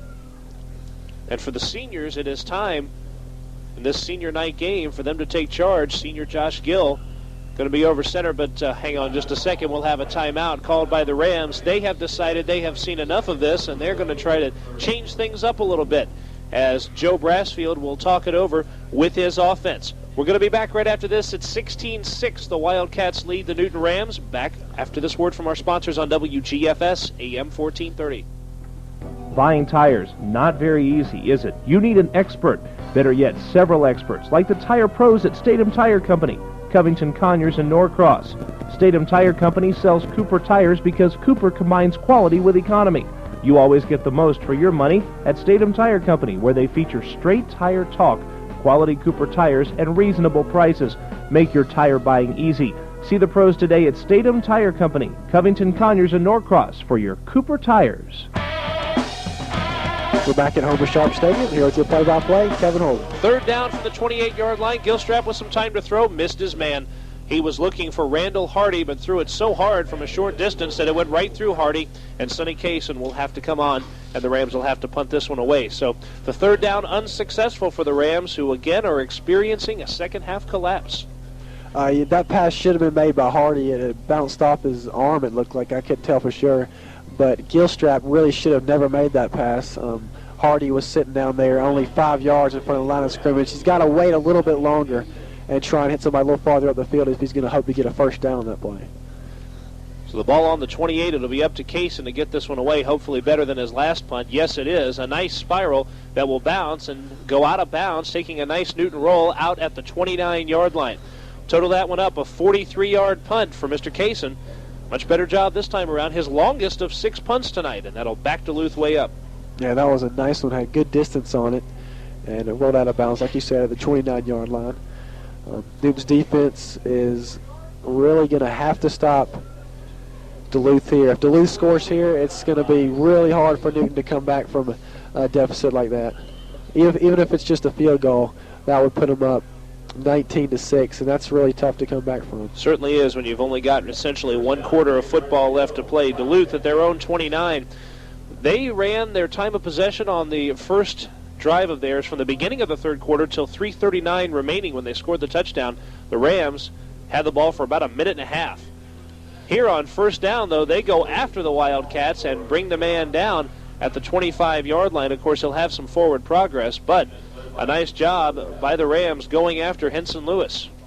Joseph Cox, I've been watching him on some plays. He seems to be he's getting in there every time and showing good enthusiasm and getting in there right after the snap, but he's tackling the wrong darn guy on every play. And he's going to have to watch the ball a little bit closer and watch those fakes and try and get on the right guy on each play. Aggressiveness is good on defense, but good only to a point. You have to mix it. Lewis over center, left side. They got a ton of room, and out to the 35 to the 37 goes Chuck McPhee. And I tell you what, when they go over to the left side there and go to McPhee on the left side, the Duluth Wildcats have been able to open up some huge holes there. McPhee has got good power. He's able to get past the first few tackles, and he's got good speed too. Right from the get-go, he's able to pick up the ball and get it moving immediately. And on that play, he was able to pick up, looks like about 8 yards, so they'll have third down and 3 or 4 to go. Yeah, thanks to the loss on first down. Otherwise, we'd probably be close to first down territory right now. 3rd and 4. See what the 5-man front can do, and guess what? We see a yellow flag, and I have a feeling it's an offside on Greg Benson. We have seen so many offsides. You've got to know that the folks on the sideline, the coaches, are looking for some ibuprofen right now because of the calls going against the Rams. And they're legitimate calls, the Rams jumping offside. And that'll give Duluth another first down, getting close to midfield. You got 42 seconds left in the third quarter. There were 3 penalties against the Rams, all of them offside penalties, that helped to set up the 4-yard touchdown run earlier this quarter by McPhee. Here, the Rams giving Duluth another first down with another penalty. They did that twice in the other drive. We mentioned 3 penalties against them, 2 of them giving the Wildcats first downs. So from the 41, they'll go right side, but the defense is there and bringing him down at the 42-yard line, bringing down Chuck McPhee. McPhee's a tough man to bring down. He's got some speed, but he's also just a tough man to tackle. For Duluth's offense, they're able to give McPhee the ball, and he's such a good running back. He can pick up good yardage, but Newton doesn't know for sure when they're going to just let Lewis keep the ball to pick up a good run. He's throwing in good fakes there, and that's what I was mentioning where Joseph Cox is running in there and tackling the wrong guy. Usually it's Lewis because he thinks he's still got the ball. From misty and frigid Homer Sharp Stadium, not quite Lambeau Field, but any colder, it'll be close to it. We'll be back with your fourth quarter of action, 16-6. The Wildcats over the Newton Rams right now. We'll be back on WGFS AM 1430. When you're thinking about buying or building a new home, there's a lot to consider. Size, style, location, and cost. But don't forget the things that will become really important after you move in and for years ahead. Things like comfort, low energy costs, and clean, safe, dependable heat. The energy specialists at Snapping Shoals EMC can provide useful information to help you make an informed decision. Don't let your dream house turn into a never-ending nightmare. Call 385-2875 and talk to a member services representative. We're back with Newton Ram football here at the start of the fourth quarter.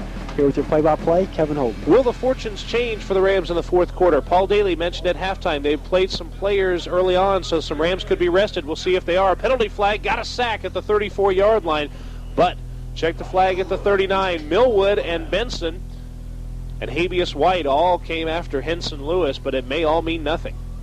Millwood was right in there after the snap, chased him down and tackled him from behind, but the big deal for this play is going to be what the officials have to say for this flag. And from the early indications, the call is against the Wildcats for holding. A big benefit for the Rams there. Absolutely.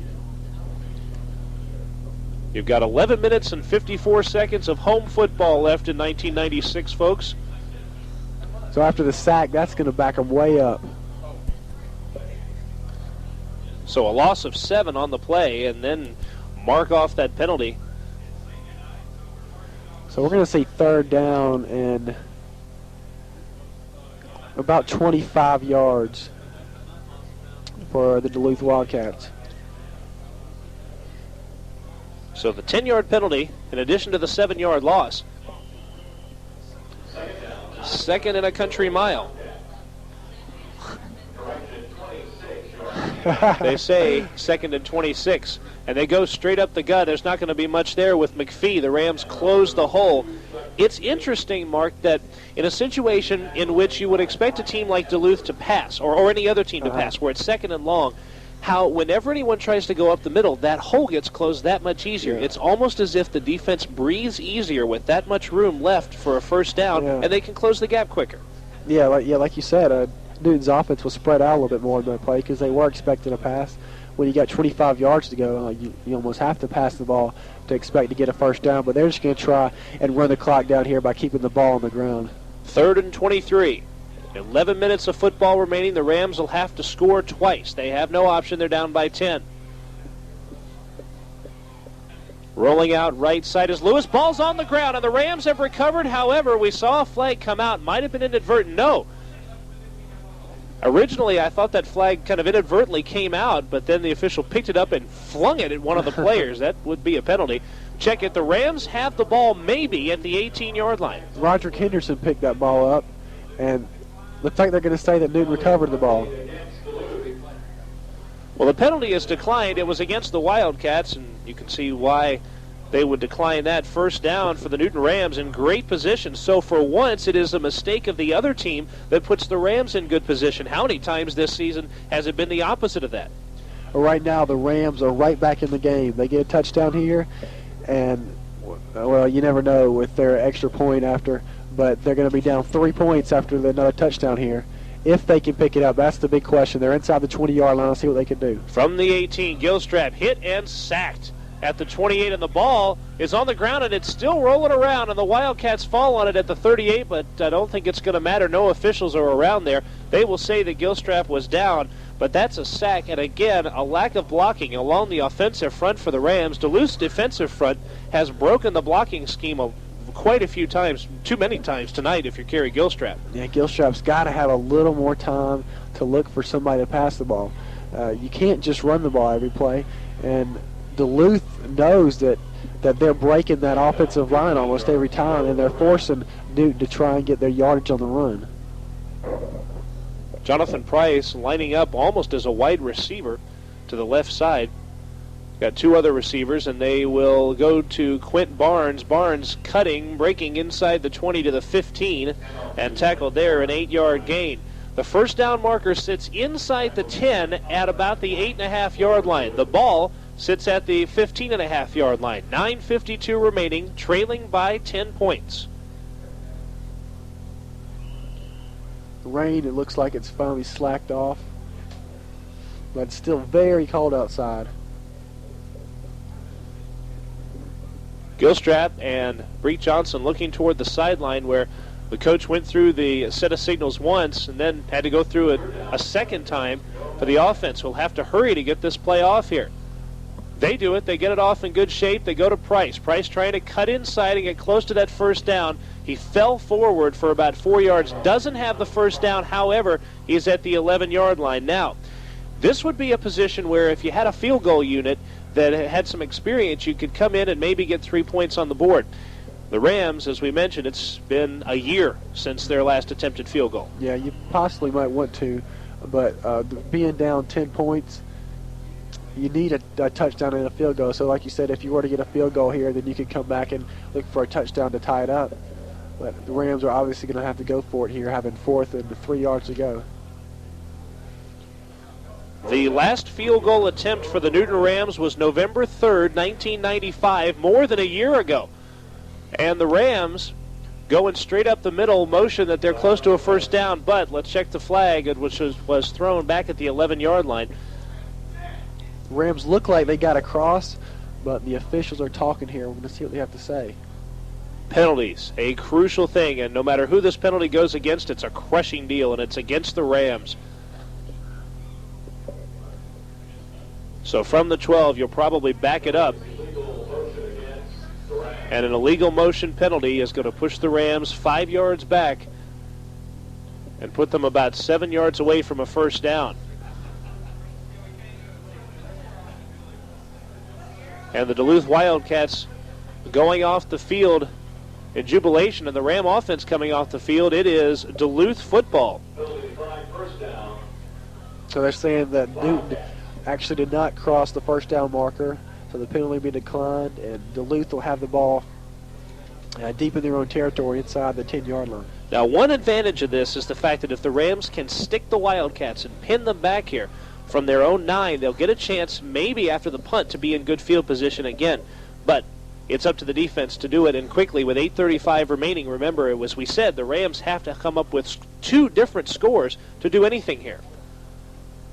Lewis, right side, going to be tripped at the line of scrimmage and fell forward for a yard or 2. So that'll be at least one play in which the defense has held Duluth to short yardage. If they can do it a couple more times, it would be a good scenario. Yeah, like you said, they're going to have to do that for 2 or 3 more plays in order to get the ball back in Duluth territory. Our last update on the Eastside Eagles, 10-6. The Madison County Raiders leading the Eastside Eagles up in Danielsville. Eagles looking for their first win since week 1. Rams looking for their first win since week number 2. We're less than 8 minutes to play in this football game. Lewis trying to go straight up the middle. And the Rams motioning, they have the football. Is it on the ground? Let's check and see. They're motioning, they've got the ball. And the Ram offense is taking the field. The Rams have recovered a fumble at the 14-yard line. It was in such a crowd of people, we never saw it from up here. But the Rams have recovered and maybe given a second life here. Someone upstairs maybe is looking out for the Rams tonight. You couldn't have asked for anything much better than that. Newton is going to have the ball right back on the 15-yard. They're backed up only 5 yards back from where they had it before. And they got 1st and 10. They got across the 5-yard line to get a first down. Yeah, when they gave it to Duluth, they were at the 9. They're now at the 14. Gilstrap looking for a little time, going to keep it himself. He's at the 10, at the 5, cutting inward, touchdown, Newton Rams. 14 yards, Kerry Gilstrap, who in the first half ran for 3 yards on 6 carries, averaging half a yard a carry, and having trouble establishing that leadership, completing only 1 pass in the first half. Here, puts 6 points on the board. Big play by Kerry Gilstrap. On senior night, the sophomore quarterback steps up, runs in 15 yards for the touchdown. Of course, the good thing about that is good news for the Newton Rams, and that is 2 more years of Kerry Gilstrap certainly can't hurt anybody, and even though it is senior night, Gilstrap, the sophomore, putting it in still counts the same, 6 points. In for the extra point. They're going to go for 2, and Gilstrap going to try to cut inside, and I think he's short of it, yeah, and not by much. Gilstrap had to cut back inside, and he was short after gaining just a couple of yards, and the Rams were hoping for something there, but no such luck. Gilstrap with the 2-yard run. Score 16-12.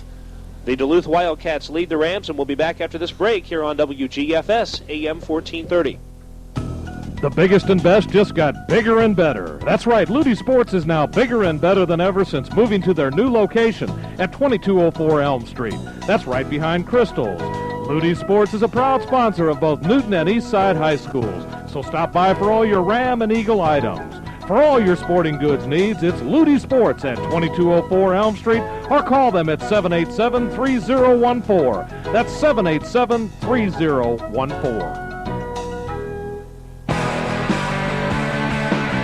We're back at Homer Sharp Stadium, where the Newton Rams have put another touchdown on the board. They're down 16-12 with 7 minutes and 40 seconds to go in the game. Here with your play-by-play, Kevin Holden. Making that last game at Homer Sharp Stadium memorable, folks. The kickoff for Joseph Cox is going to bounce at the 10 and going to be taken at the 6-yard line.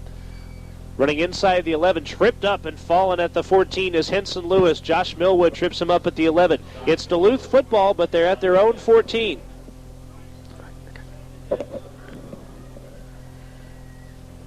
So the Wildcats will get the ball at the 13-yard line, a 7-yard return after the 54-yard kick. So if ever was a crucial stop for Newton here, it was the last play where they picked up that fumble and was able to get that in for a touchdown.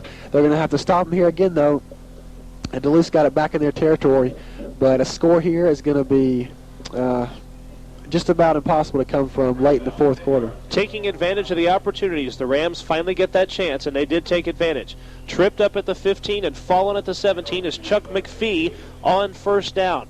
7:25 is what's left in this football game, and for the fans who are here, some have left, but those who have stuck around through the wind and some of the rain are going to witness a tremendous last 7 minutes of football.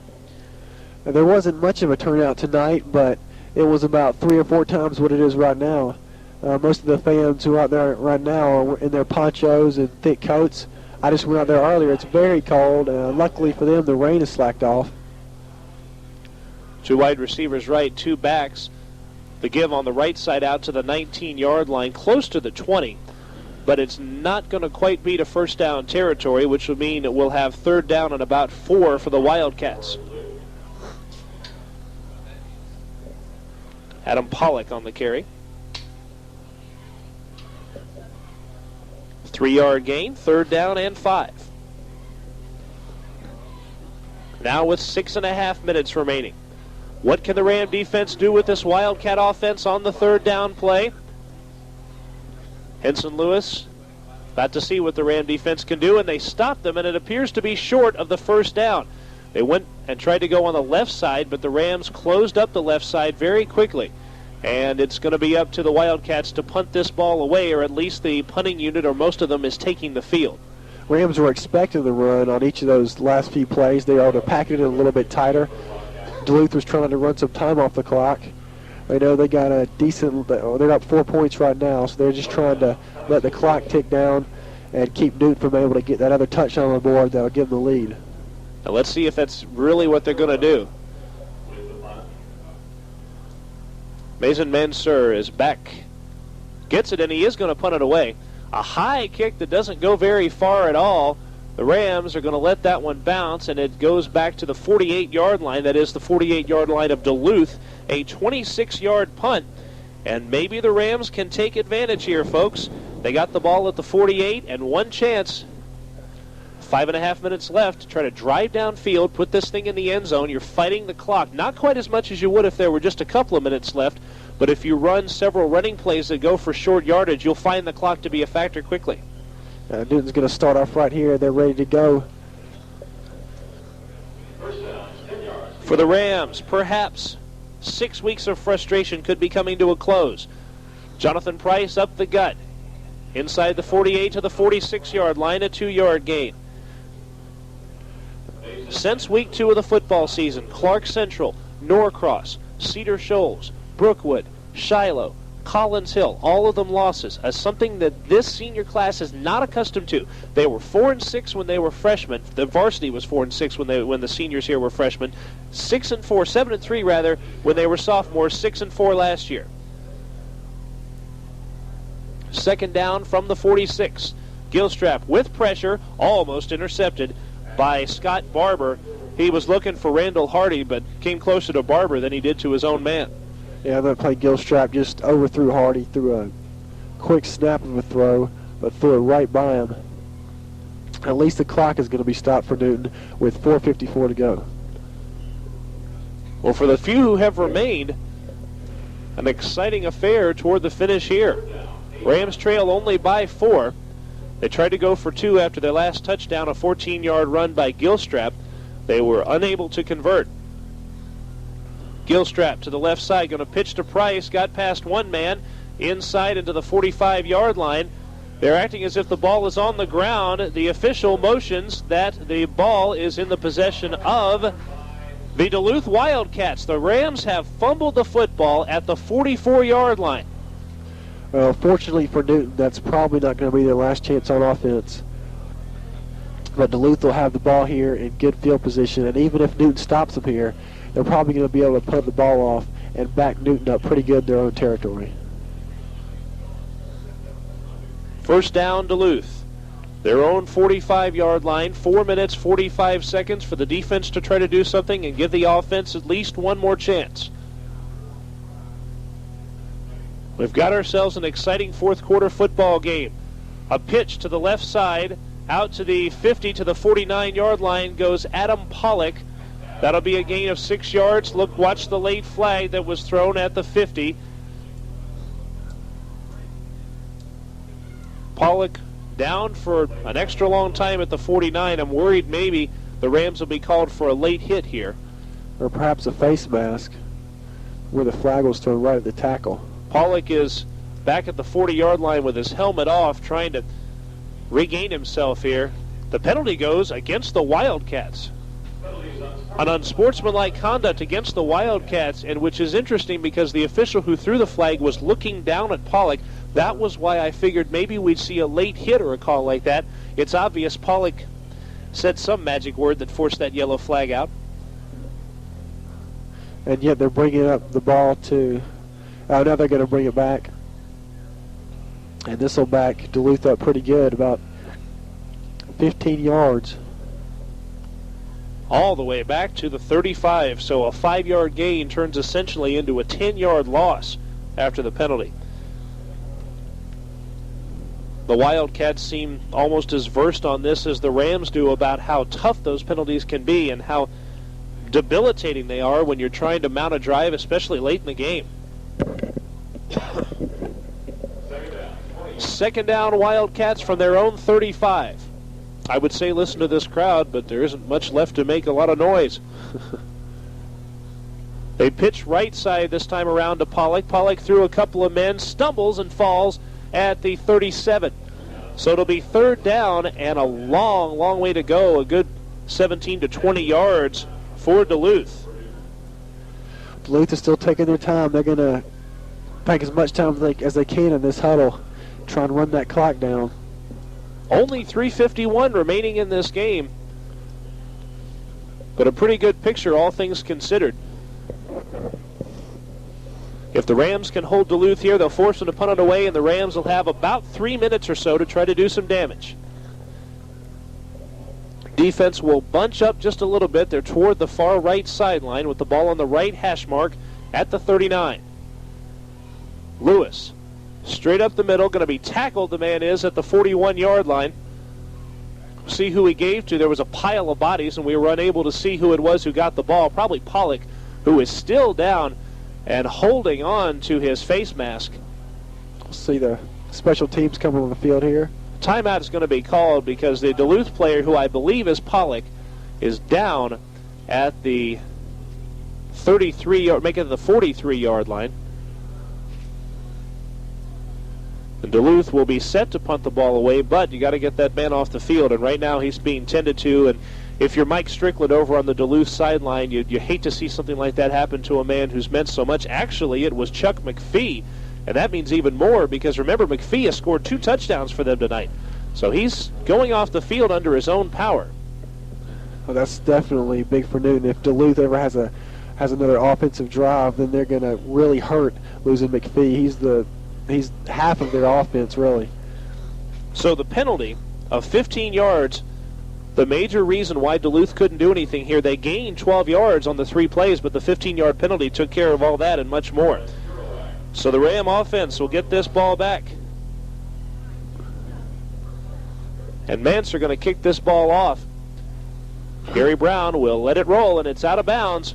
Went out at the 32-yard line. All right, folks, 2 minutes, 45 seconds, and some field left to cover. Let's check where the spot's going to be. The official, I thought, was at the 32, but he's going to actually be at the 36. That's where they rule the ball was out of bounds. So Newton is going to have one more try with 2:45 to go here. They'll have it on the 36-yard line. They got a little ways to go, but folks, I think they can do it. These exciting endings reminding you a lot of the endings the Rams had a couple of years ago, where it seemed like they played the role of the cardiac kids week after week. We got down to the last drive, or the last couple of drives of the fourth quarter. First down from Newton's own 36. They pitch right side, Jonathan Price. Price back to Gilstrap. Gilstrap looking for the man downfield. Now he's going to keep it himself. He gets hit at the 38 and down there, and that could have been a dangerous play for the Newton Rams. Kerry Gilstrap was looking for the man downfield, and I was nervous about the fumble for a moment. However, check the flag at the 41. Now they're going to call a penalty after the tackle. Officials are running out. It's going to be against Newton. And clipping against the Rams. 2.5 minutes, and now that job of marching downfield becomes that much tougher, and it's just like last week against Collins Hill. The Rams have one chance to get downfield, but they're making it that much harder on themselves. You remember what happened to them with the sack on Gilstrap last week, when they got marched all the way back to their own 9-yard line. Got a 15-yard penalty against the Rams. The Rams are in even more trouble right now as the clock continues to tick down on their own 23-yard line. 1st and 23 for the Newton Rams. 77 yards of field to cover. Gilstrap right side. Pitches to Price on the option. Price 25, 30-yard line. Scatters some Newton Ram cheerleaders on the sideline, and cheerleaders get back up like troopers. Price out of bounds will stop the clock. 2:07 remaining. Gained out to, after the spot, the 29-yard line. A 6-yard gain. We'll have 3rd down and 16 for the Rams. Good job by Price to get out of bounds and not try and go after the big play. He didn't have anything really to gain. One correction, it is 2nd down. The Rams did not lose a down because of the penalty. 2nd down and 16. Gilstrap, a little bit of time to throw, now being pursued, gets around one man, around another one, spins. He's going to have some room on the outside, tripped up, cuts back inside the 30 to the 33-yard line. Ran all day to get those 3 yards, but he got a couple of yards nonetheless. 3rd down now. Splitting into the action for the Rams is Butch Reed, a sophomore. He will replace Greg Benson, the senior, coming off the field for this play. 3rd down Rams. From the 31, we're down to 1.5 minutes remaining. Gilstrap looks for his man. Incomplete. Gary Brown was who he was looking for, but he dove just off to his right. The ball was thrown just off to the right. Now, 4th down. The game riding right here. 4th and 14, 88 seconds left. This is a big play for Newton's offensive line right here. Gilstrap's going to drop back, and he's going to have to wait on his guys to get down the field. If the offensive line holds them back, then they're going to have a chance to get that 1st down and maybe a touchdown. But if they don't hold them, then there's nothing much Gilstrap can do. You look at the Rams' 2-6 record. Last week, coming down to the very end, against Shiloh and against Cedar Shoals, playing terrific first halves, just having trouble finishing it off. Can they put the exclamation point on the sentence tonight? Gilstrap dropping way back this time. From the 25, falls at the 27-yard line. He gets hit at the 27, and it'll be Duluth football from the 27-yard line. And again, the Rams unable to finish something that could have been theirs, but they gave it back. You have to see a little inexperience by Gilstrap on that play. He had more time than he's had on previous plays to throw the ball, and whether or not you've got anybody open on that play with a minute to go when you're down and you're in your own territory, you absolutely have to throw that ball. Even if you're throwing to one of your receivers who's covered by 5 guys down the field, you just have to throw that football. It appears the frustration will continue for the Newton Rams football team, who started this year 2-0, then after the loss to Clark Central has fallen on extremely hard times. Going down to one knee, the quarterback who gets hit very late. And there's the flag that's going to go against the Rams because of that late hit. Gary Brown came in there, and it's a senior Gary Brown showing a little bit of frustration. You're in front of the home crowd. It'll be your last home game ever. And the collapse of the team, and you've got to know that it wells up inside you, eats at you because of what took place. Sometimes there's just not much you can do. You just get frustrated after a game like this. Gary Brown has had a good game, 2 interceptions, and you just get a little frustrated. Even though he saw him went down on his knee, I'm sure Brown saw it just like everybody else did. He just had to take out a little bit of that anger. And right now, that is what the Rams have been reduced to. Quite a bit of anger. They had such a chance here in this fourth quarter, scoring 1 touchdown, having another possession in which they drove into Duluth territory with plenty of time left and fumbled.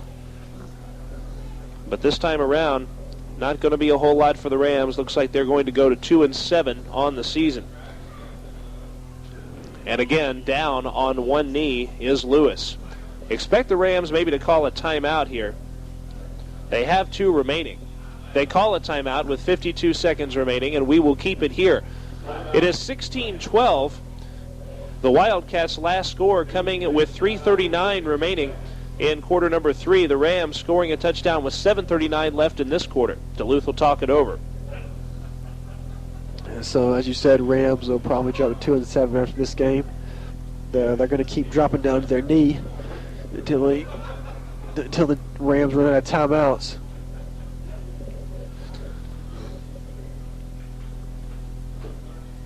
.2 seconds left in the home football season for these seniors. The last time they will wear the blue and white right here at Homer Sharp Stadium. The last time they will get a chance to parade in front of these home folks. They had a chance to, in some cases, the case of Greg Benson or Gary Brown, for 4 years. Brown, a 4-year varsity starter. Back in 1993, we marveled at this freshman who was playing safety. Now we marvel at this senior who had 2 interceptions in his last home game. Have to wait and see what Brown does in college life. I don't know what his plans are, but he could probably be a good addition to some college team. For this Ram team looking to make some forward strides toward next year in their last home game, it gets ripped away at the end as they're once again on their last possession unable to convert. Lewis over center, going to take it, go down on one knee, and immediately have to jump up behind his lineman as the Rams coming right after him. Rams have 1 timeout remaining. We'll see if they take advantage of it here. Loss of 1, 3rd down from the 17. Time continues to tick away. 32 seconds left in this affair. Ram fans not watching the game, gathering their belongings, beginning to trickle out for the last time. There will be one more football game in this stadium next week. Winder Barrow against the Eastside Eagles. Down on one knee again, and now maybe the Rams will call this timeout. I believe they're just going to let it wind down here. That's exactly what they're going to do. Figured we might see another timeout, but it's not going to take place. It's over with, folks. The Newton Rams, their 7th straight loss of 1996 as they go down 16-12. This one much more heartbreaking than any of the previous 6, as the Rams the entire time felt they had a shot at this one, but they come up just barely on the short side. 16-12 will be your final. We're going to come back and wrap it up right after this. Covington's radio station, WGFS, AM 1430. The Red Hot Back to School sale is on right now at Walker Harris Chrysler Plymouth Dodge in Covington. For example, a 96 Dodge Stratus fully loaded is going for just $13,599.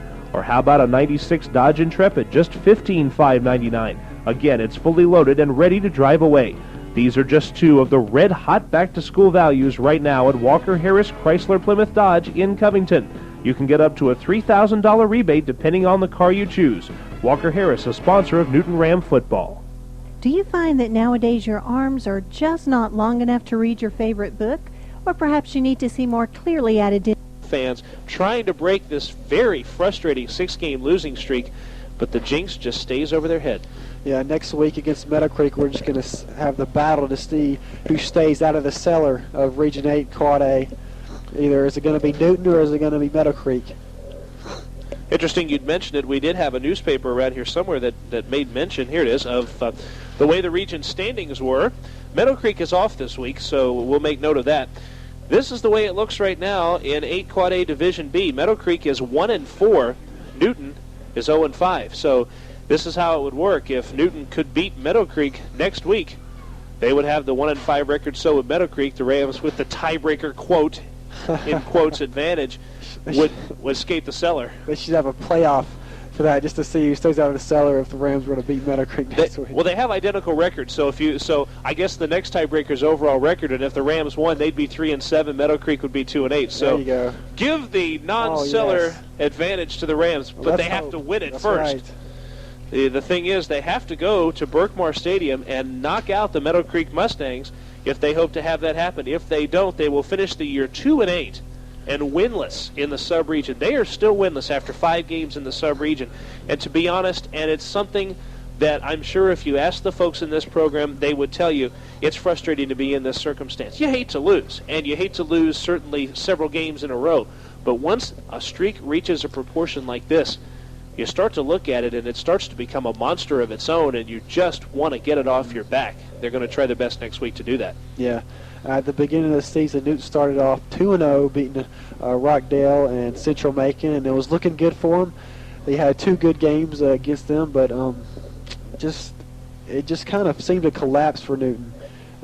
After they lost their first couple, the players started getting a little disheartened, and you just when that kind of thing happens to a team, there's not much you can do except you got to hope for something to happen to pick your team up, and nothing yet has happened for Newton. It's so unfortunate because last year the Rams, in their 4 games outside of the sub-region, played extremely weak opponents. They ended up 4-0 going into the sub-region, and we were, of course, abuzz about a potential other playoff berth. They finished 2-4 in the sub-region. So the Rams decided this year, we're not going to take that that fake, false, inflated record into the sub-region. So they play Clark Central, and they play teams like Cedar Shoals. Then they end up on a losing streak, and it ends up that they end up winless in the sub-region. So it's almost like a no-win situation for the Rams. They've tried both extremes, and neither has worked. It's just been like the snowball effect for them. And they had one of the tougher schedules that I've seen of any of the high school teams, playing Clark Central and Central Macon, who they beat, who has come back after the kicking off the season with the loss to Newton, and I believe is atop their division right now. So that Central Macon win looks a lot better against Newton. Yeah, Central Macon 6-2, Rockdale 5-3 in first place in their division, and so those first 2 wins came out fine, but something happened on the way to the dance, and it started at Clark Central High School, and so many months later we're still talking about it, a 7-game losing streak. Next week, we'll spend 5 days with our Lucky Rabbit's feet in our pockets and anything else we can get to help out the Newton Rams. And, of course, one other thing that will help out a lot, the skill players. We'll see Jonathan Price and Kerry Gilstrap and Gary Brown and company come back in and give it one last shot for their senior years, at least in the case of Price and Brown, against the Meadow Creek Mustangs at Berkmar Stadium. Your kickoff, 7:30. Your tailgate, 7:15. However, you will hear it on a tape delay basis. We will actually be the last football broadcast of 1996. It will be the 16th of November. That'll be a Saturday at 11 a.m. Listen for the tape delay here on WGFS AM 1430. For the last time from home, from Homer Sharp Stadium in 1996, for our executive producer Brian Chrisman and for Scott Salmons, technical engineer, a cast of thousands, and Mark Burch, this is Kevin Holden reporting. The unfortunate final, the Duluth Wildcats take it away from the Rams, 16-12. Good night, everyone.